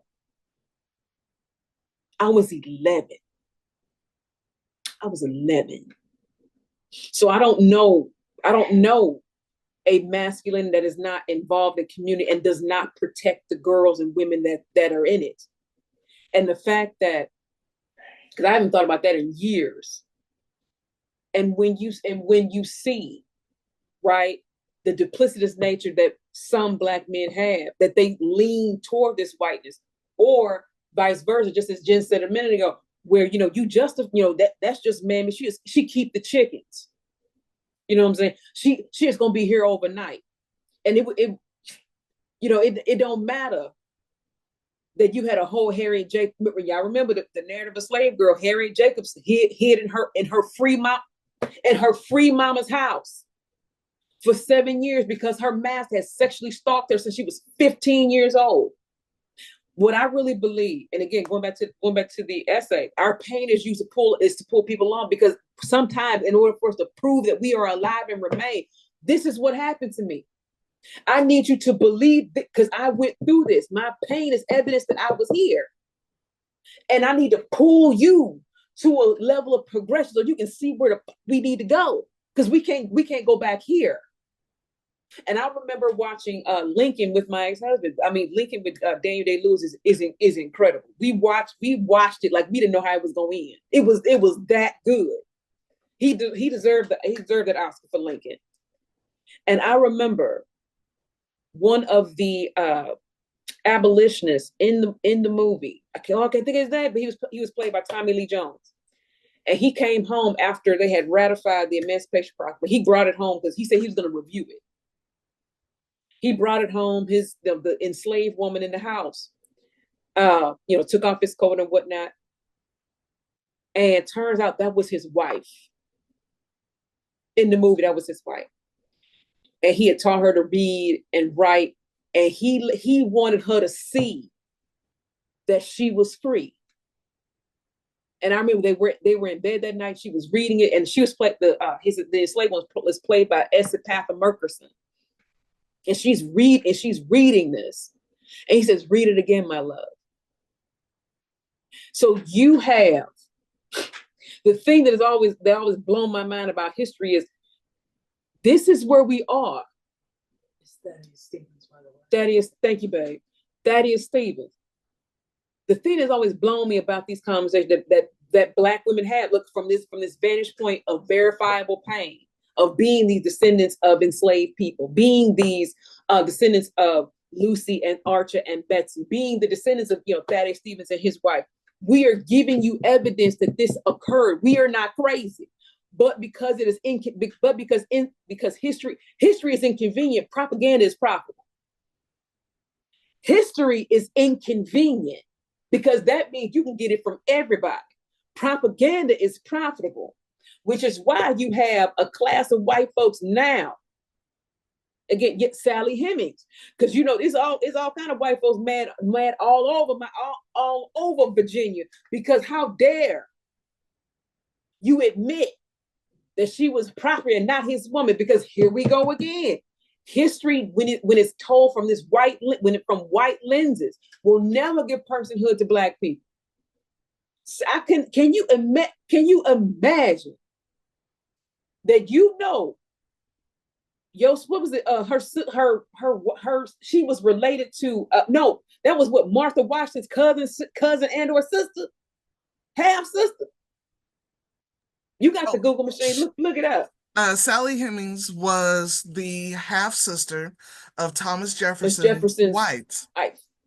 She was a gift from his father-in-law to be a lady in waiting for his wife, along with another 40 enslaved Africans as a wedding gift to him. They had 12 pregnancies with only 8 viable children, and only 4 of those children made it to adulthood. She was 12 when he met her. She was 15 when he engaged in intercourse with her. That's the safest way I can make it for YouTube. But we already know, for it to be consensual, you have to be a free person. Well, and she was never free. What Q said? How dare these darkies? Right. And here we go again, right? With Black women being robbed of belief, because if a Black woman tell you something and you as a Black woman, look, I believe you because you look like me. This got to be true. And then you have white folks who say, "No, that couldn't have happened." How come it couldn't have happened? In the book How the Word is Passed by Clint Smith, he talks about him going to Monticello and how people still, they don't like to talk about Sally Hemings. What I didn't know was this: Jefferson was so evil that even while he was dying and could barely speak, he was still asking his enslaved people to do stuff. One was fluff his pillow. Like, and I found out that it took 20 years for Monticello to even be built. They had to hewn out a mountain. They had to hewn out a mountain. And still, right? Let's just even for right now, bringing Sally Hemings into this conversation, because that if we really gonna get into it, she is one of the most convenient martyrs in history, because people want to put onto her what is comfortable, and I am at the level where I want the uncomfortable, because I must know the uncomfortable. I must know what is uncomfortable, so I know what to look for. The fact is that it's with the advent of the internet and the incredible machine that is racism, especially in publishing. Whenever Sally is brought up, they always want to make it a relationship. When enslaved women had no right to their body. Where if you want to come, as my grandmother would say, if you want to come in here on me, I couldn't do nothing. And there was a case here in Missouri of the enslaved woman Cecilia in I want to say 1820s, 1840s, where she told her master, if you come in here on me again, I'm gonna kill you. He didn't believe her. He came in on her again and she killed him. So here we go. Now, this enslaved woman unalive a white man. Now, but you said she's not a person, so how can she be convicted or prosecuted of murder if she's not a person? There was actually a case of an enslaved man that I believe started a riot, and he argued his case that he couldn't be prosecuted or put to death because he's not a person, he's property. That was, I mean, it is. I mean, because here we go, the duplicity of law. But even in this confine, right? You have this conundrum, and this happened with this happened with the free woman's name is Margaret. I can't think of her name right now, but it was because of her it was because of her and her actions of killing her child, which happened around the time of the fugitive slave law of 1850. So this slave killed a slave. So is it murder? But they charged him with destruction of property. Margaret Garner. Who was the inspiration for Setha in Toni Morrison's novel Beloved. Yes. And then even in that, the thing that history has always done, especially to Black women in let's just say from 1527 to 1865, what history loves to do is either romanticize them or erase them. Either she's going to be a martyr or a menace. And the thing is, which gives me a dark glee. They don't know what to do with Sally Hemings. They don't know what to do with her. Have you seen the painting of her that somebody did? I think so. Yeah, I've seen it. Mm-hmm. Because the thing is, a lot of the founding fathers have Black children, but they won't ever admit that. Go ahead, Q. No, I wanted to say this earlier, and I thought about it when Jen was speaking and when you were speaking. I was born in DC. Virginia is literally like 15 minutes away. Virginia had the Casual Killing Act, which said if you are disciplining an enslaved person and in the process you kill them, meaning if you beat them to death, it does not count as a murder because this is not considered a person. This is considered property. But this law was not put into place because white men were killing people. This law was put into place because white women were killing the children that their husbands had with enslaved women.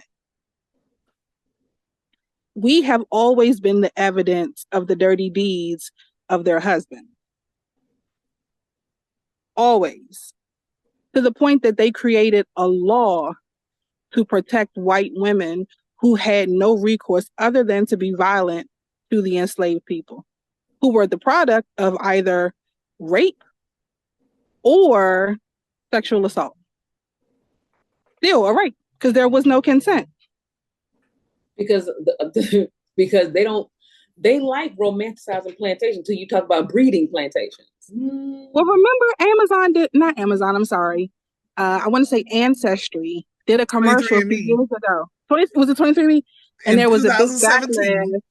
It was a big backlash, and they removed it because it was supposed to show somebody tracing their genealogy and realizing that like their Black whoever was in love with like a white whoever. Yeah, and not to say that those relationships did not exist. but the consensualness of it was few and far in between. But that also, did y'all watch Underground when Underground was on TV? Yeah, I loved they Underground. they need to bring that back badly. They do. They really But do. remember, and I cannot remember her name, but she was in a relationship with the owner of the plantation. She was an enslaved woman. Yeah. And but the relationship was not consensual. The relationship was so that her children could have protection and somewhat better access to things because they were still enslaved. Mm. Relationships have always existed. Were they consensual? Probably not. I can't give you consent if I don't have a choice. Right. I can't. Did some women maybe go into these relationships as willingly as possible, thinking it would give them a better life? Maybe. But again, that's not consent. Right. That's not consent. These relationships were generally non-consensual. Right. Go ahead, Jen. There's a novel that came out in 2021 by Sadiqa Johnson called The Yellow Wife that speaks exactly of what Q was talking about. A enslaved African woman, because we weren't considered Americans at the time, engaged in a relationship with the plantation owner to make sure that her children were safe and were afforded more opportunities. Her youngest child, a very light, yellow-skinned daughter, was even taught how to play the piano, how to read, how to write, which was not afforded to her siblings. She was also promised to be able to go to school in Virginia when she was old enough at the age of 21. That sounds like Plaisage down in Louisiana. To place with, under the protection of. That sounds like the wet nurses in North Carolina. That sounds like every plantation, every breeding plantation in the United States, from the dirty North to the dirty South. Because we always hear about how the Union, the northern states, were the epitome of freedom, but they engaged in the same practices. They just hid it a little bit better.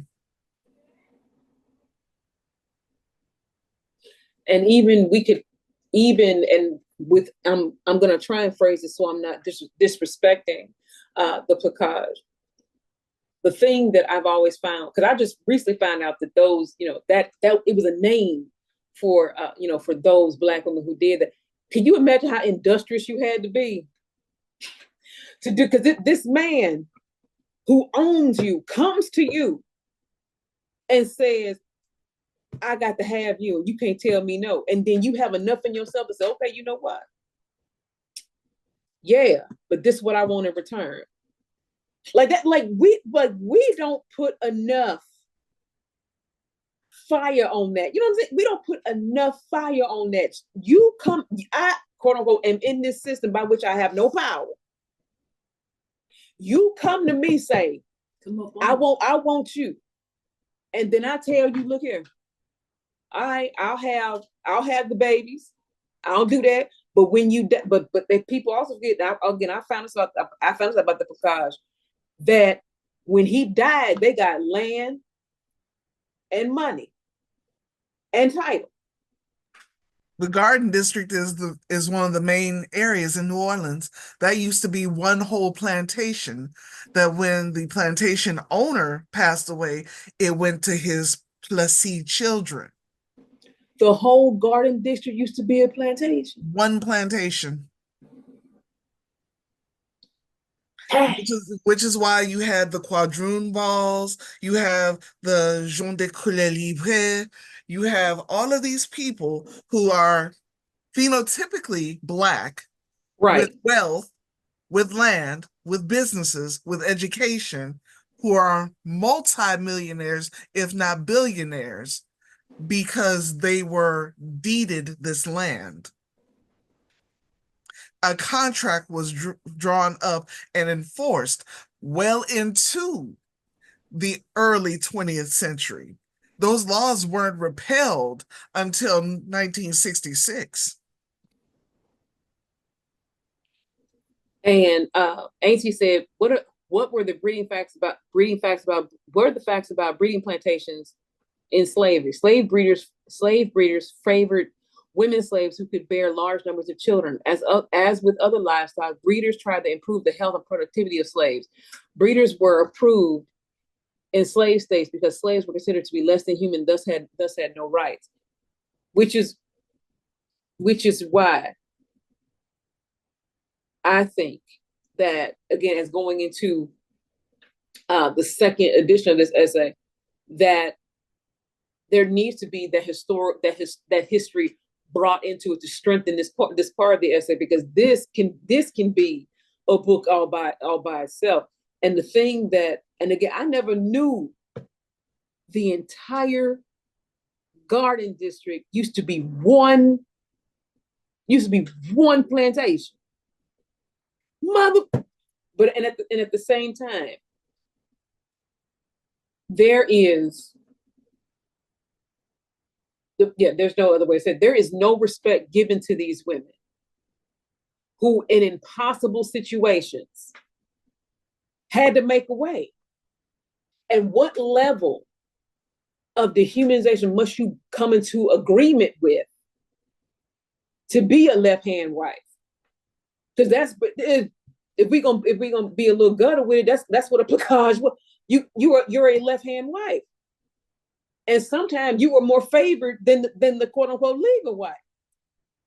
And the thing that is blowing me as I do my research, do my reading, and have these talks and powerful conversations, is there is not enough respect given to these women in these impossible circumstances who dare to say, you know what, but I'm gonna make this work. but I'm gonna make this work. Because how do you, and this man, quote unquote, has the power to kill you, to rip your entire family from you, to destroy the evidence that you were ever even here. And you say, you know what? I'll play ball, but this is what I'm finna do. That's a level of G that I think a lot of black women don't give themselves enough credence for. We have always survived, even by quote unquote nefarious or suspicious means. We have always survived. And we know that Louisiana is a place unto itself with different systems and cultures which allow a class of black women to do that. But at the same time, if we examine history a little bit more, it was not strange for a white man to have a black wife somewhere. It wasn't. So when people come to me with this ideology that says, white men don't like black women, you don't pay attention, beloved. You don't pay attention. It's been many a white man who has stolen away many a colored woman because he couldn't take her home, and married the girl who he could have. And these kids don't come out of nowhere. Thank you, Munchie. Loving versus the state of Virginia. See, we can start listing. We can even list to the modern day. Although technically he's Armenian, but Serena's husband. Yeah. And he adores that woman. He does. And we talked about this, I think it was the second talk, about how black women are considered the desirable wives for billionaires. Oh, yes. Because they will protect your interests, they are loyal to you, and they are everything that you physically and mentally desire in a partner. See. Yeah, we shouldn't keep breaking people's delusion, but no, we must break the delusion, because the thing again, Tygon laws. How so it is Tenyon laws. So there go that country again and less culture. But the thing that I've noticed, even in having these spirited conversations and needed discourse, what I bump into, right, is the ego of white women. Well, that wasn't true. Yes, it absolutely was true. Because y'all were so insecure about your men looking at us. We had to cover our hair. Like, but because you can't keep Jacob out my face, I have to cover up Jebediah. Right, because Jebediah can't keep his hands off the negresses. Now I have to pull my hair up. And again, because black women are so cool, okay, I gotta put my hair up. Okay, let me get the scarves, the hat, let me put everything up. So you can see how you get the face card never decline and still pull. See that the thing that is so wild, even in writing this essay, the thing I keep bumping up against is the white ego, which we know is not real. And can only serve as whiteness. And the only way you destroy whiteness is to starve it of attention and keep giving it back. The thing that I've always found fascinating about Kenyan laws is I was fine with my hair down and braid. I was already fine. So you want me to pull it up? So all you see is this structure and these cheekbones. I'm still winning. I'm still winning. And melanin. And melanin on full display. I'm still winning. Because all of the women who wore tenyons, they had these beautiful, rich undertones that were blessed by the sun, and they could color coordinate so that they would make their features stand out more. So who is winning? And again, even in this, but the thing, and again, I will put this in the second talk, well, not second talk, the second essay, but I really want to bring in this habit, quote unquote, that white historians have about, especially from, again, 1527, when there were enslaved people that were taken and put into South America, and before African people from West Africa brought to these shores. From that point to 1830, when the supposed transatlantic slave trade stopped. But we know they started slapping ships together, still kidnapping people. And at the same time, there is this expectation that there is always the ability to make a Black woman a martyr. You won't give her the honor while she's alive, but when in death, now again, everything has to be right. And then she's commended for how well she suffered. But our own pain is dual folk. Our own pain becomes both tool and weapon. Tool, because I can tell you, even from this emotional state, right, where I may have not have had access to therapy, medication, and whatever, all I had was my spiritual practice. This is how I got over, and I need to tell you that. So here is the tool. It becomes a weapon when I don't address it and I lash out at the world.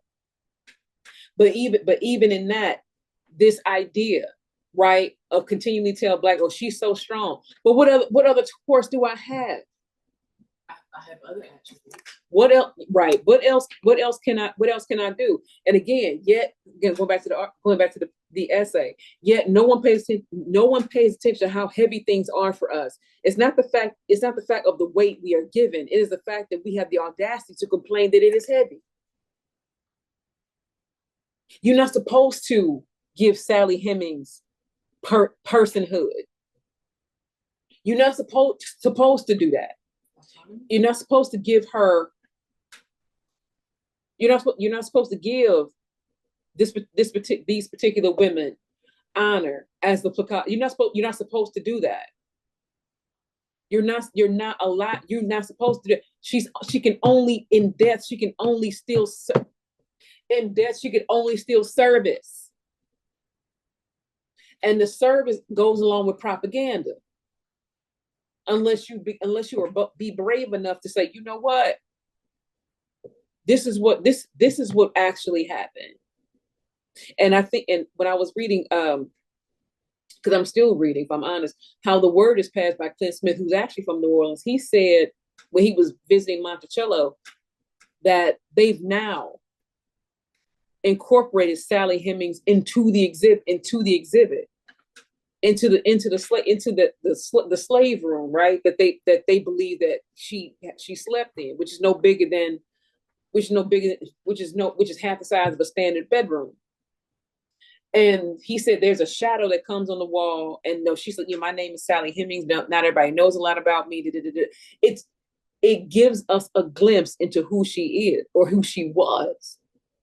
And sometimes I think the way that we treat Black women in death, again, this performative honor rather than real honor, is one of the things that stymies us as a culture also.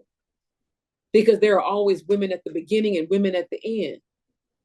And when you don't give, this is just my opinion, when you don't give women that honor, you participate in her continued dehumanization and your own dehumanization. Because how can you look at this woman who looks like you and see her, quote unquote, as the world sees her, and the world don't see her, or only see her as serviceability to get to be prop? Because trust and believe, when Henrietta Lacks's family came forward and like, look, y'all need to honor her. This ain't right. The entire medical community was like, but look at what happened. Look at what she did. But no, look at what you did. Y'all wouldn't have done this to Eleanor Roosevelt. Y'all would not have done this to a white woman who was a sharecropper. Perhaps, maybe. But I really believe that when we do not give Black women the freedom to not be a martyr, I think that also goes into this idea of building safety, because a lot of us have taught that to make it, you're gonna have to, on some level, be subjected to this mammy versus martyr argument, or because mammies fully participate in their own dehumanization. They fully participate in that. For me, even in building this thought forward, martyrs as Black women, quote unquote, are normally agitators, normally people who push toward liberation and who are dogged in life, but revered once they cross over. I can't hear you. I can't hear the crying for my wheels or not. You should have said something while I was here. You should have said something while I was here. I mean, and that really, I think, goes back into the phrase misogynoir prestidigitation. I need you to serve while you're here and when you leave. I'm gonna take the better parts of you that serve as my narrative and add that and call that accurate history versus giving us everything. Because could you imagine if Sally Hemings had been able to write down what happened to her? Had Celia, again, the enslaved woman who killed her master, who was wound up, who was hung because she murdered him, because they were, she had no rights, and she just shouldn't have done that. Can you imagine if more women, especially more Black women, were able to own the narrative around their story? Which is why I think a lot of older Black women don't tell nobody nothing. It's too painful to bring up. It's not even just too painful to bring up, but there is a freedom even in that twisted form of not telling nobody nothing, because then nobody can lie on you. To control the narrative from a vantage point of power. That's what I think. And Auntie said, Unc says, hurting you is like hurting myself.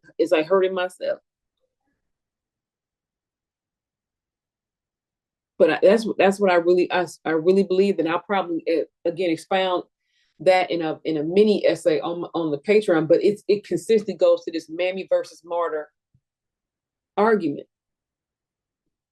Or as the magnanimous Shonda Rhimes said through the voice of Mama Pope, admirable or ridiculous, I don't know. I don't know. And if we're gonna be honest, Candy Alexander deserves every Emmy for being Mama Pope, because only she could have done it. But as we begin to wind this up, what are you? Oh, go ahead, Auntie.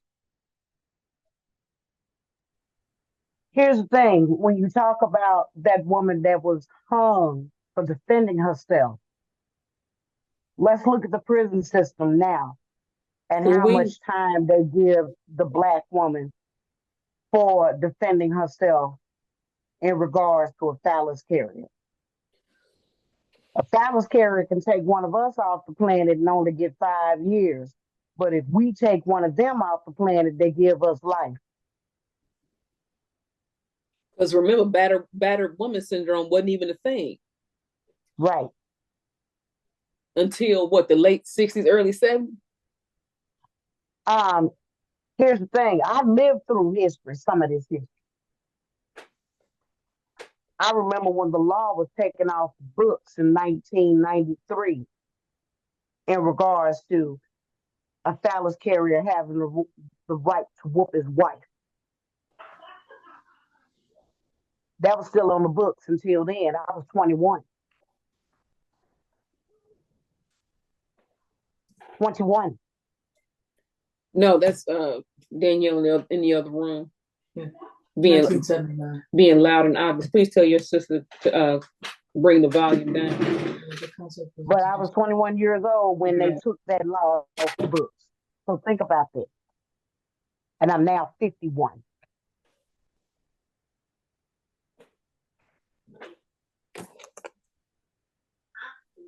When they took that law off the books is when they started giving us a whole bunch of time for defending ourselves. That same year, I went to the Crossbar Hotel for doing what I did to the phallus carrier that I once was attached to. And I was locked up with women who were getting ready to serve a large number of time for defending themselves against phallus carriers. And each and every one of them told me, don't ever come back here because of one of them.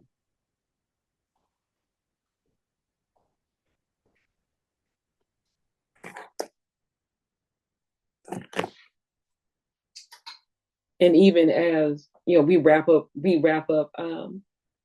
thoughts for this particular session, this idea of what it means to canonize Black women, to make them into martyrs, is most complicated, because it would seem that Black women are canonized for the right, quote unquote, and the wrong, quote unquote, thing.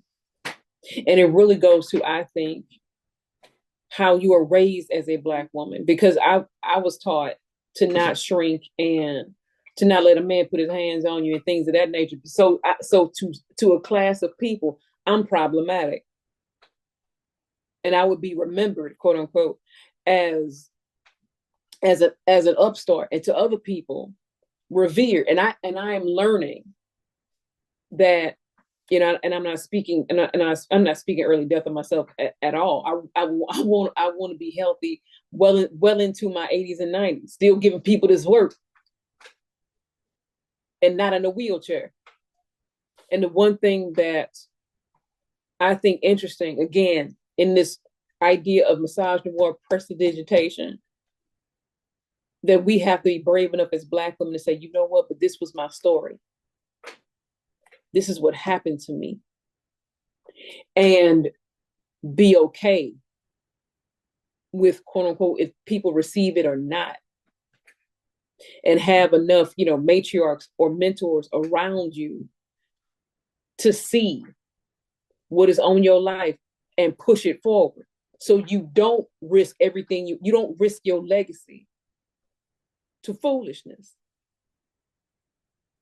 That you understand the system that you are in and operate within it to the best of your ability until you can break it from the inside.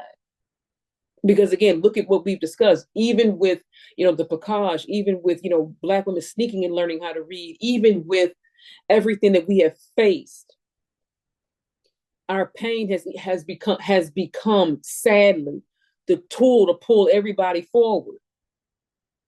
And the thing that is so righteously devastating about that is how true it is. Because even right now with this current election cycle, Black women are excited about Kamala and praying like never before.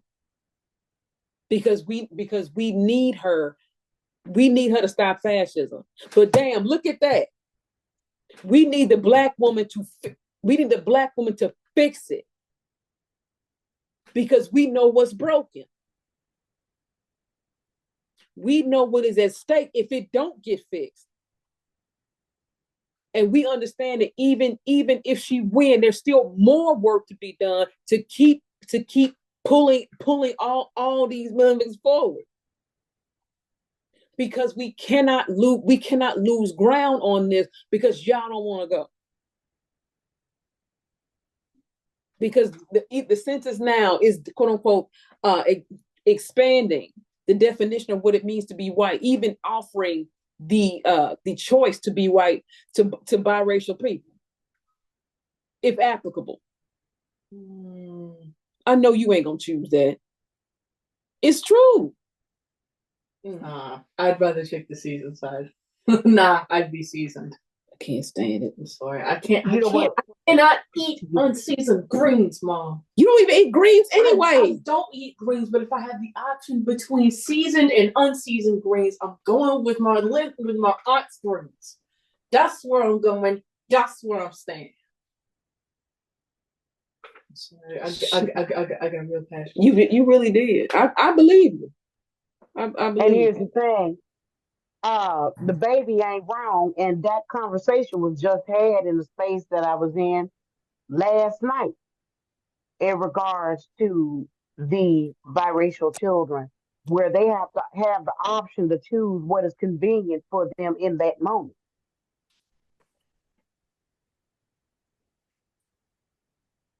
That was discussed. Because they live in two worlds, whether they know it or not. Right.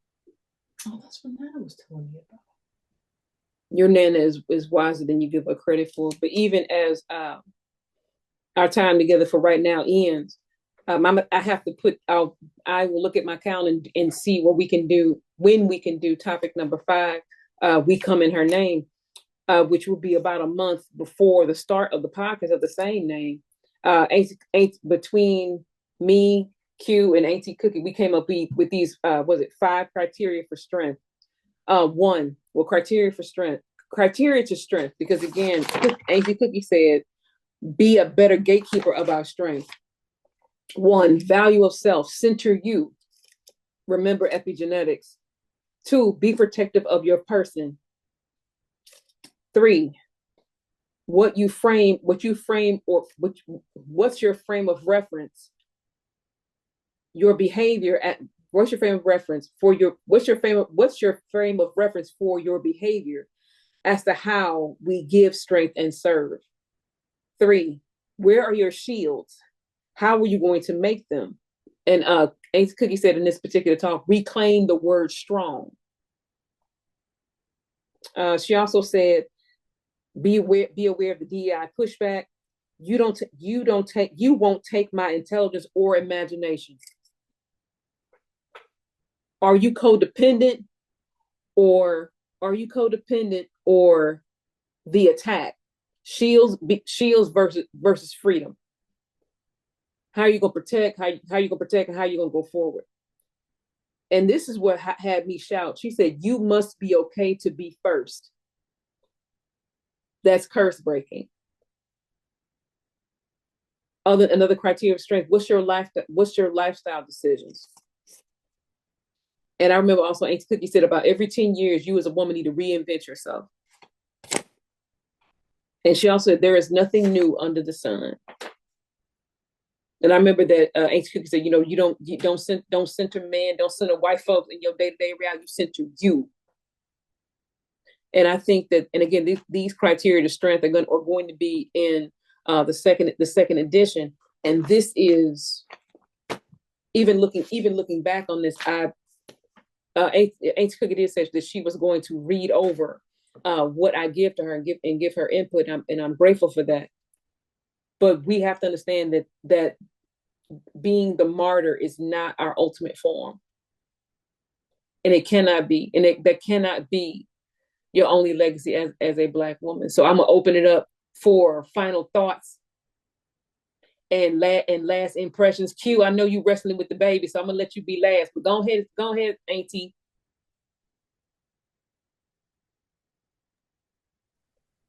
What I have to say is this: now that we are in a new age and the paradigm is shifting, we must plant ourselves firm as we knock down the walls that kept us encapsulated.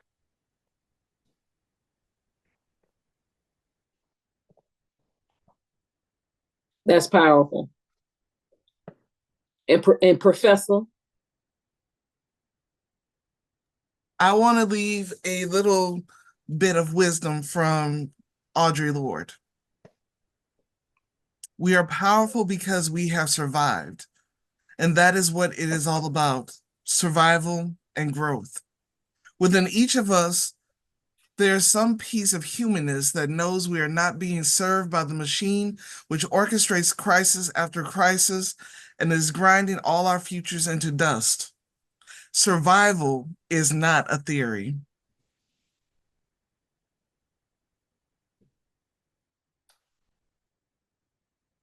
I remember the first time, and I remember the first time I sat still long enough to actually listen to Audre Lorde before she got sick.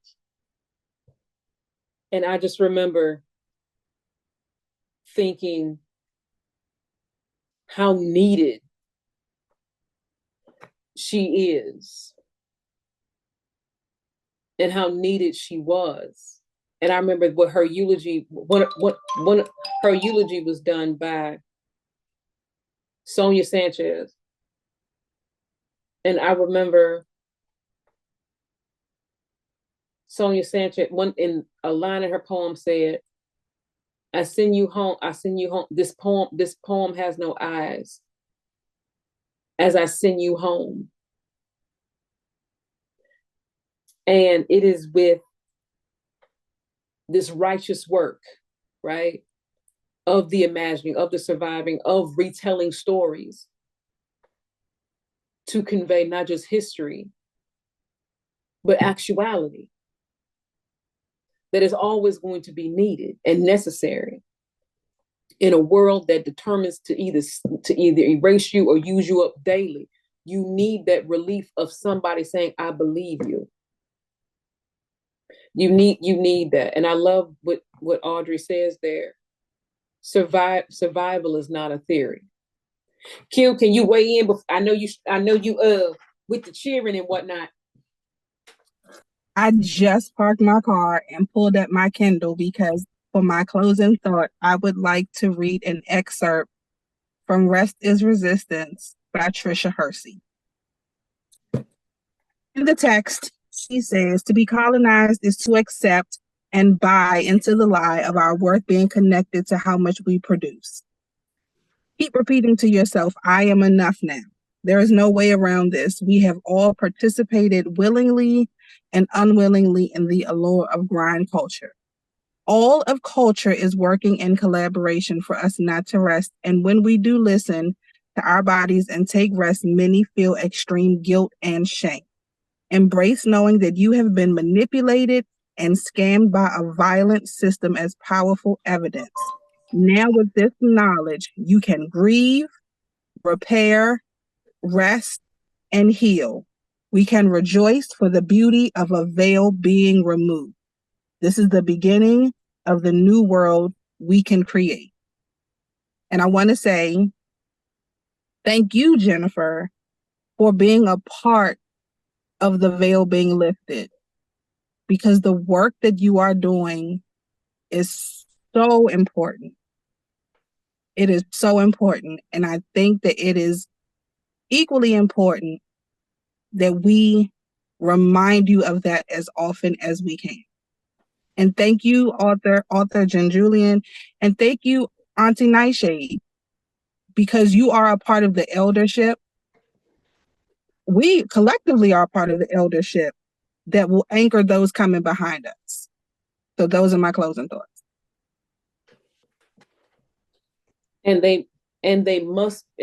My closing thought is to pull from the three of you and just say these words. and they must be anchored. They must be anchored. There are the women who influenced my own pen are now ancestors. And I sit with that daily. That the only thing I've never heard Ida B. Wells, I've never heard Ida B. Wells Barnett's voice, but when I found out who she was at age 8, my life completely changed. I can't even specify how or why, but I'm like, that she is who I want to be like. And she was dead 50 years before I was born. And the thing that, and she also was from Mississippi. And the thing that I strive to do, even in these conversations, in these spaces, is to be light, to be anchored, not mammy, but anchor. If I can do something and leave something that you can use, I have done my job. If there are people who come by this way and see this video in 6 months or 60 years, I have done what I was supposed to do. I have picked up my pen and did what I was supposed to do. I have advocated. I have agitated. I have been willing to be villain in the story. I have been willing to be misremembered, but never misquoted. Because if I said it, I meant it. And I meant it 3 times when I said it. Because the old folks say if you say it 3 times, that means you mean it. I understand the unique position that I am at, the unique intersection that I am at as Black and woman and mother and writer. And the quote that I choose to really leave with is from Baldwin, from his Amherst talk in 1983. Again, I'm paraphrasing badly, I know. He said that the writer is produced by, comes out of the people who needed him. And they produced him. They produced him because they needed him. And the writer is the last bastion against the anonymity, I'm gonna say the violence, and add to the violence. Matter of fact, let me rephrase. Baldwin said that in 1983 that the writer is produced by, comes out of the people who needed him, and they produced him because they needed him. And the writer is the last bastion against the erasure and the anonymity of the state. And I have been meditating on that quote for the last week, because there are people who come in my inbox and say, you know, Jen, what do you think? Jen, can you say something about this? Jen, this is correct. And I understand that in decolonizing what it means to be writer and Black on these shores, I must decolonize, because I use the quote unquote oppressor's language to tell the oppressor about himself. So I'm in this place where I'm consistently in this space of dichotomy, that I am never going to not be Black, but I'm also never going to not be a writer. That there is a level of authenticity and power that I must bring every time I pick this up, because somebody is not just dependent on me. Somebody gonna quote me, and that's not even being hubris. Somebody is going to need to say, when Jennifer Bush Harris was living, this is what she lived through, and this is what she said, and this is still happening. So I have to understand that when I pick this up, this is ancestral now. This is beyond. This is bigger than me now. That there are people, there are doors being open to me that I can't afford to mess up once I go in the room. And I was telling, the 3 of y'all independently, but God is hilarious. I was telling independently that over the past week, 3 people have called me Zora, and I don't take that lightly. And anybody who knows me in real life knows I don't take. If you call me Ida or Zora, that I don't take. I don't take that lightly, because that means I have done something in such a fashion that the only person you could liken me to is one of my sheroes. I don't take that lightly, and I don't believe in coincidences. I don't. Coincidences are from movies. I don't do that. But as we truck toward the second edition of this essay, which will be written by the end of the year, even in draft form, it will be written. The podcast will go forward. These talks will go forward. But understand that martyrdom is not your ultimate form. Sorrow is not your inheritance. You are bigger than pain. Your legacy is wrapped up into what you are willing to give to the world. And quoting Sarah Jakes Roberts, honoring and understanding the value of your breath. That, again, to quote Audre Lorde, surviving is not theory. It is not theory. And the thing that allows, I believe, us as Black people to continue to survive is art. And the retelling of story. And I'm gonna say this, and I'm gonna really go, with every preacher get 3 closes, right? The thing that is always going to sustain us is words, which is why the poets will always be necessary. But understand, I love y'all with everything I have. I look forward to seeing y'all again. And this will be up again. You all have my express verbal permission to share this and on all your platforms if need be necessary, and all releases can be emailed to me. But I look forward to seeing y'all again. And thank you all so much for your love, your support, and your time. I'll catch y'all later.